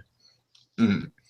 But again, he's dealing with like there are tempting things in Asgard too. If he became king, he'd rule over these guys who he's earned their respect and everything. And there's also Lady Sif. He's choosing between two awesome women, mainly Sif. And again, I feel like Sif almost had more to do in the first movie, and that's kind of a shame. Yeah, but again, Sif actually it balances out more for Sif because she's in Agents of S.H.I.E.L.D. Oh, is she? Okay, that's cool. Yeah, she's been in 2 episodes, and she's always good when she's there. Okay. However, she got to be careful because she almost really hurt herself when she was filming some stuff for Thor 2. Oh, really? God. Yeah. I mean, serious injury type stuff. Like she almost, I'm not saying died, I'm saying seriously injured her back or something. Right. Anyway, again, we love you, Jamie. Stay well. So again, I'm saying like there are some ideas that are like Thor dealing with like some themes of birthright there. Let me see. So then we have the kind of the death of what's her name? The mother. Frigga. Sorry, it's Frigga. We have the death of Frigga here, and it's really sad. She gets killed by our no-name bad guy Malekith. It's unfortunate, but that's the facts, folks. Malekith was the worst villain in all the Marvel movies. He is. Without question. Yeah, I mean, you know what? Rewatching it, I can kind of get some presence from him just because I'm now a little bit more familiar with the actor who played him because he was on a TV show I was watching last summer. But even still, yeah, he's weak. I mean, he really doesn't have... he doesn't have a character. Like, I like the makeup, I like the look of him. It's just he's not very well written. There's nothing about him that just makes him stick out personality-wise. And again, I'm not saying they had to do this. I'm just saying it's an option. There was some definitely room for birthright, and that's why he destroys the throne. That's an interesting bad guy if they would spend some time with him. Sure, right. Definitely a missed opportunity there. Anyway, so with the death of the mother, really sad scene. We got a really awesome funeral scene with, like, man, that is a moving funeral scene. Like, the classic Asgard, like the classic Viking burial of, like, you fire the arrows on the ship, which we saw in How to Train Your Dragon also. Hell yeah. So yeah, we get some of that. I love Loki's reaction. It's probably the best part. Like, he's in a cell. That might be the single best moment in the whole movie. And of course, the really moving thing about the little sad, tragic thing about it is that Loki is the reason, in a way, she died, because he led the accursed, the big rock-looking guy. He led him. He pointed, so he suggested, "Hey, take the stairs." Exactly. Yeah, exactly. And that's what led him to her, and Loki feels really guilty about it. It's almost kind of an Uncle Ben situation, dare I say. a little.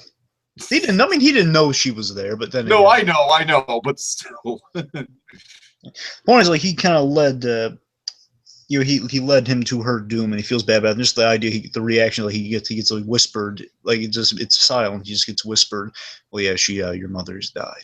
And the guy walks away, and in that moment, he's like, boom, like, destroys all the stuff in the room. He masks himself with his magic, so everyone just sees him as, like, confident, cocky Loki in a cell. But no, really, he's tarnished. Like, he's tarnished the room. He's ripped up his clothes. He's just so sad, and he wasn't even able to attend the funeral. That's sad.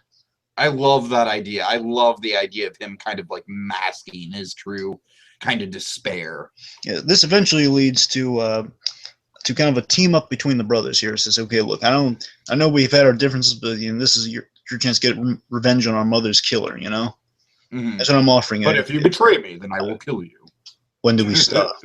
And again, I just love. Again, it's so funny the idea that in some way. I just, when I was watching this scene, like, I just remember how hard they were pushing that moment in the trailers and how excited we all were. Yes, I remember my reaction was, it's so funny that in some way that Loki's father is Hannibal Lecter, and in this movie he has the Hannibal Lecter type scenario. Exactly. Guy in a cell, people visit to give information, and now he's helping him out. Just saying. Right. A lot of Hannibal Lecter parallels. Then he meets Jane Foster, which is really awesome. What would you do if you knew this? He pretty much bombed, not even bombed, he destroyed most of New York. Just says, that's for New York. Just punches him square in the face. That Jane Foster, I like her. Oh, I like this gal. Really funny, really funny.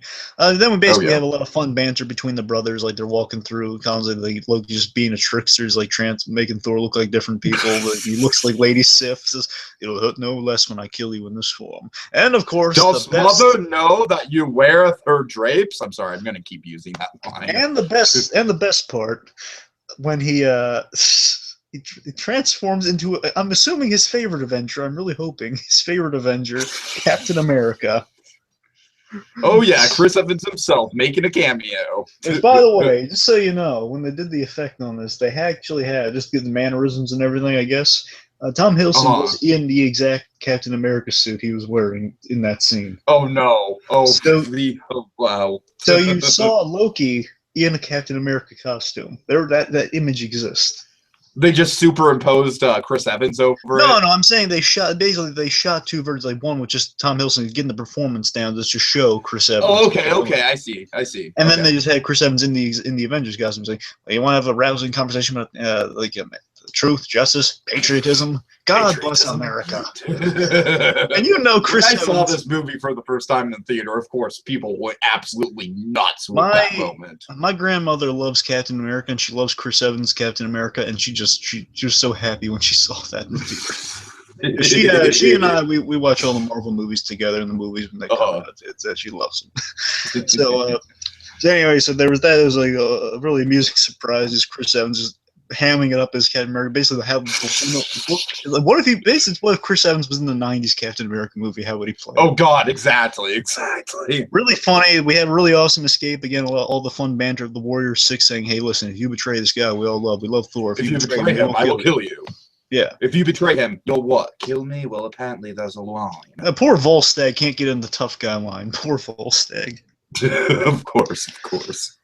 Okay, then let's just move on. So they had a really cool, rousing escape, really kind of Star Wars vibe to it all. You know, they're in this. Yeah, everyone compares it to Star Wars for good reason. It is very Star and you know, Wars. like Loki's making jokes all along the way, saying like, "No, don't." Basically, why don't you let me drive? Okay, you can't drive. I'm sorry. Which one of us has the experience with flight?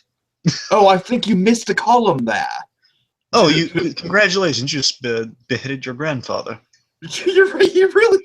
This is like the best. I feel like this is like the best brother dynamic that we've seen throughout all of the movies. Ta-da! So far, is right here. Remember ta-da? Do you remember it? Oh yeah, of course, of course. If it was easy, anyway. I love how dry he says the ta-da. He's not like trying to boast. He's just like ta-da. I know, it's so funny. Anyway, so now here's my favorite line in the whole movie between these two. My favorite line of this movie. Again, Chris Hemsworth and Tom Hiddleston playing the reaction, Hemsworth delivering the line. Just this moment of like after they realize, you know, well, mother wouldn't be, but basically saying, you know, you're the reason. We're both the reason mother died, and you know, the whole like, remember who put me in that cell? Who put me there? And don't you forget it. Just mother wouldn't want us to fight. She wouldn't be entirely shocked. Here's the line though.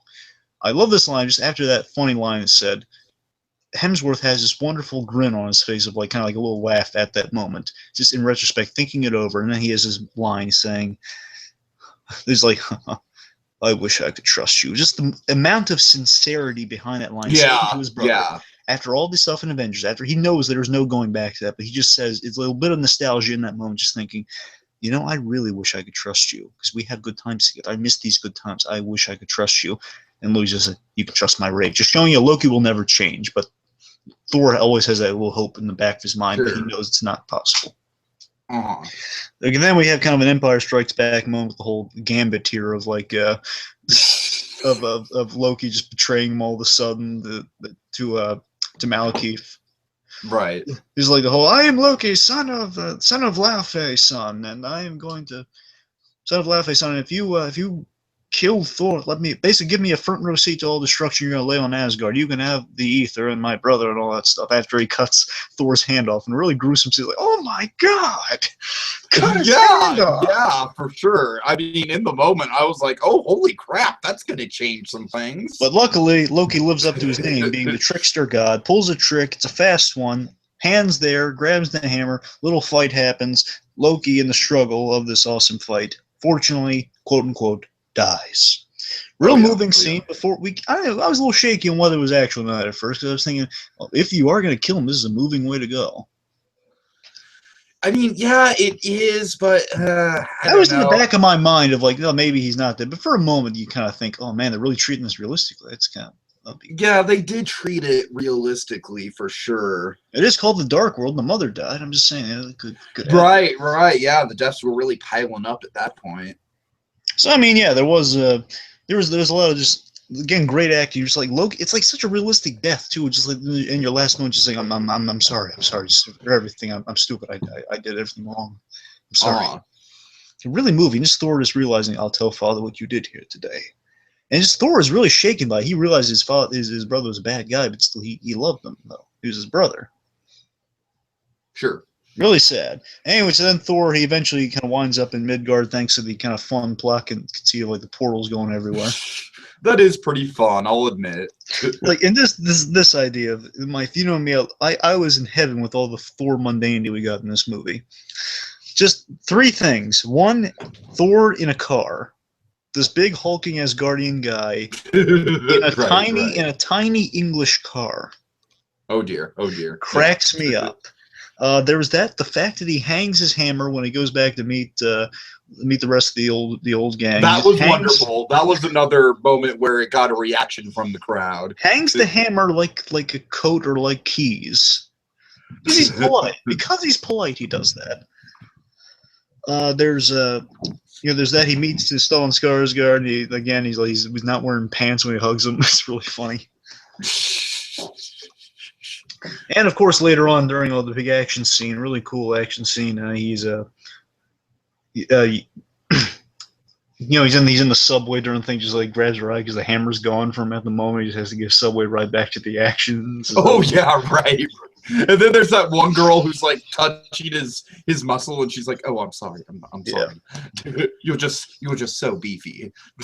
Really funny. So, hey, in the end of the day, after a really cool kind of portally action sequence, I love. Okay, for all this movie's flaws, I will say that this is probably one of the better climaxes we've had, because I love all the interdimensional kind of things at play here. It's really creative. Yeah, because of the convergence, he's able to go to all these different realms and portals everywhere, all over the place, and that's why the hammer gets separated from him. Really funny, and the hammer keeps finding him even though it's through dimensions, which is really awesome. Anyways, at the end of the day, he finally he meets up with him after going through the portals, uses some technology Jane Foster's invented for the teleporting technology, throws it at him, does this really awesome move where he basically strikes the hammer down with lightning on the thing like a spike. Oh yeah, oh yeah. Like have like a railroad spike or something, and basically teleports our bad guy off, and like our bad guy's kind of a no-name, so say lovey. Right. So then we have this really nice ending. Our nice ending here is okay. So Thor is back in Asgard before he eventually links up back on Earth with Jane Foster. He goes there, is telling his father, I don't really think I'm ready to be king. Basically, I'm choosing Midgard right now. Basically, if you ever need me, just call me. I'll be back there. And says, well, if you want the hammer, here you go. Says, no, keep it. You deserve it, which is really funny given our next revelation. Oh yeah. So basically, he picks. He keeps Midgard. He picks staying in Midgard, and then we find out at the end there. Says, well, listen, Loki. He has really kind words about Loki. He says, Loki, he sacrificed himself for us. We should honor him. He did that for us. So Thor leaves all hopeful and gleeful and such, and then we find out Odin is Loki. Dun, dun, dun. So again, it's so funny. Think about it. He couldn't take that hammer if he wanted to. Exactly.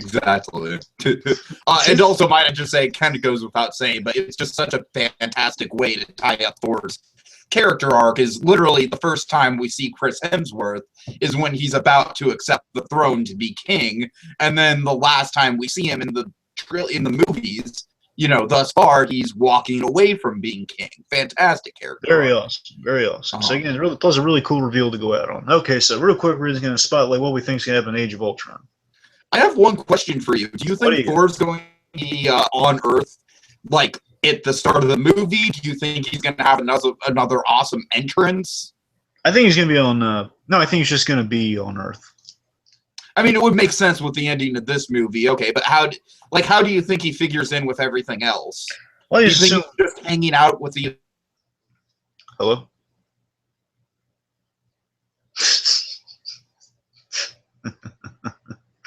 Sorry, folks. Tiki's in a really funny pose right now. It was a funny pose. It was. I'm sorry. You were saying if you do that, it's gonna freeze like that again. You do realize. Anyway, it's like the theory of if you make funny faces, your faces will freeze that way. Yeah, on the internet they might. I'm just assuming that he's bunking with Jane Foster right now. That's my assumption. Okay, but I'm just saying, how is he, what is the circumstances that gets him involved with the other Avengers? No, I'm sure Tony Stark just calls up Jane Foster, calls him, and just says, "Hey, listen, we're doing like a global effort thing here. We kind of need you, Thor. You want to work with us?" Sure. Okay, fair enough. Maybe I'm sure he's a cool reveal, but still, he's just. I hope so, because I hope that they keep it up with his reveal in the first movie. But then again, the big reveal just might be that awesome shot of all of them appearing at the same time, which is still pretty cool. That's true. For all we know, the film might just open up cold open style, like James Bond in the middle of an action scene. Exactly. So again, let's see. Age of Ultron is what we think and what we know. So I'm like 90% convinced that Jane Foster's in this movie because I've looked at some shots in that really kind of cool hammer lifting Ultron reveal scene. Yeah, I'm pretty sure you're right on the money with that. Pretty sure that's her in there. We see him in civilian clothes, so he's really kind of integrated with society well at this point with his arc. He seems amused with life on Midgard. He's well accustomed here, and he basically is kind of doing the Donald Blake look finally, which is kind of interesting. Oh yeah, exactly. Yeah. Do we think that Loki's going to be in the movie, though? Yes. Yes? Okay. I think in a small role, though. Hello? And he's frozen. But he's back. Did you know that? Yes. Hindle? Yes. Yes, you knew that. Okay, I'm sorry. Oh, God. So, how do you think that Hindle is going to fit in?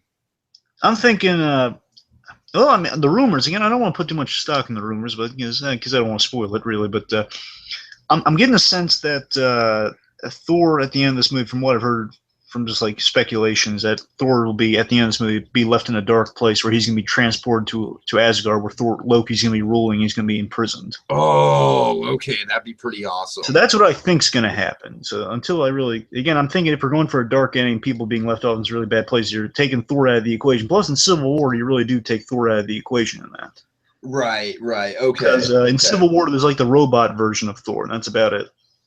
Oh dear, I hope they don't do that in the Civil War movie. No, of course, I'm sure they're not going to. But still, I think, speaking of robot Thor, I want to mention this. I think the big thing with Thor's characterization in this movie, I think it's going to be a real man versus machine, like a man astonished.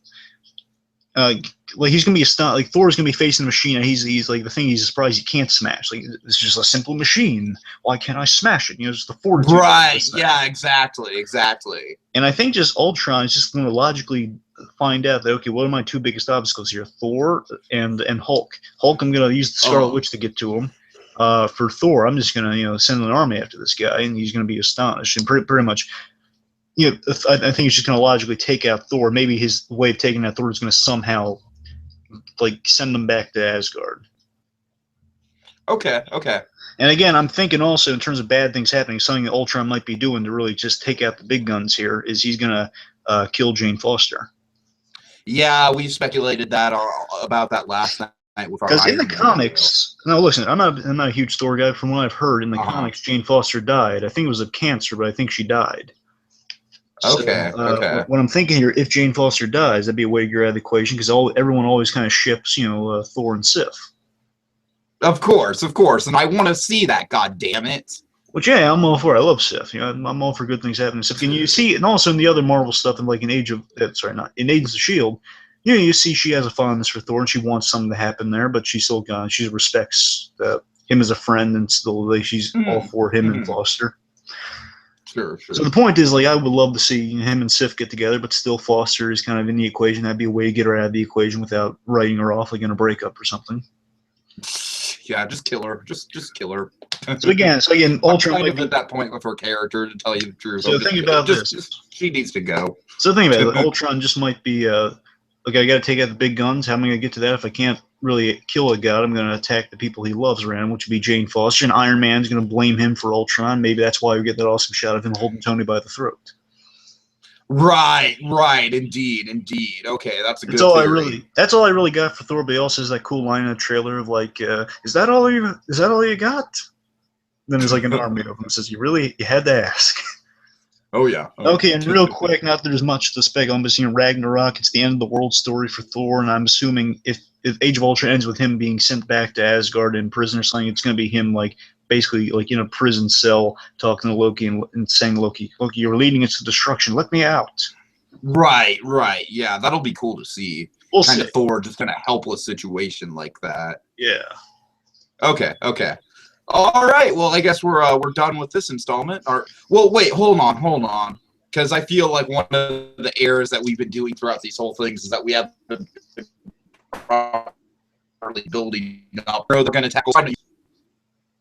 One more time. You're really becoming Ultron-y on that. Oh dear, really? Build up the next hero that we're going to cover because I feel like we haven't been doing that. Well, sure, but real quick before we do so, again, Thor, he started off as just kind of this kind of meathead of a warrior that we all liked, and kind of like the football hero, and he turned out to be a really thoughtful guy. He keeps evolving through all these movies. He kind of becomes a more responsible guy. He becomes a really responsible guy through this, and the guy we root for, the guy we've grown to know and grown to love, and he's just the big kind of the GQ model of the Marvel universe. Everyone that has fondness for. I think the thing that can really sum up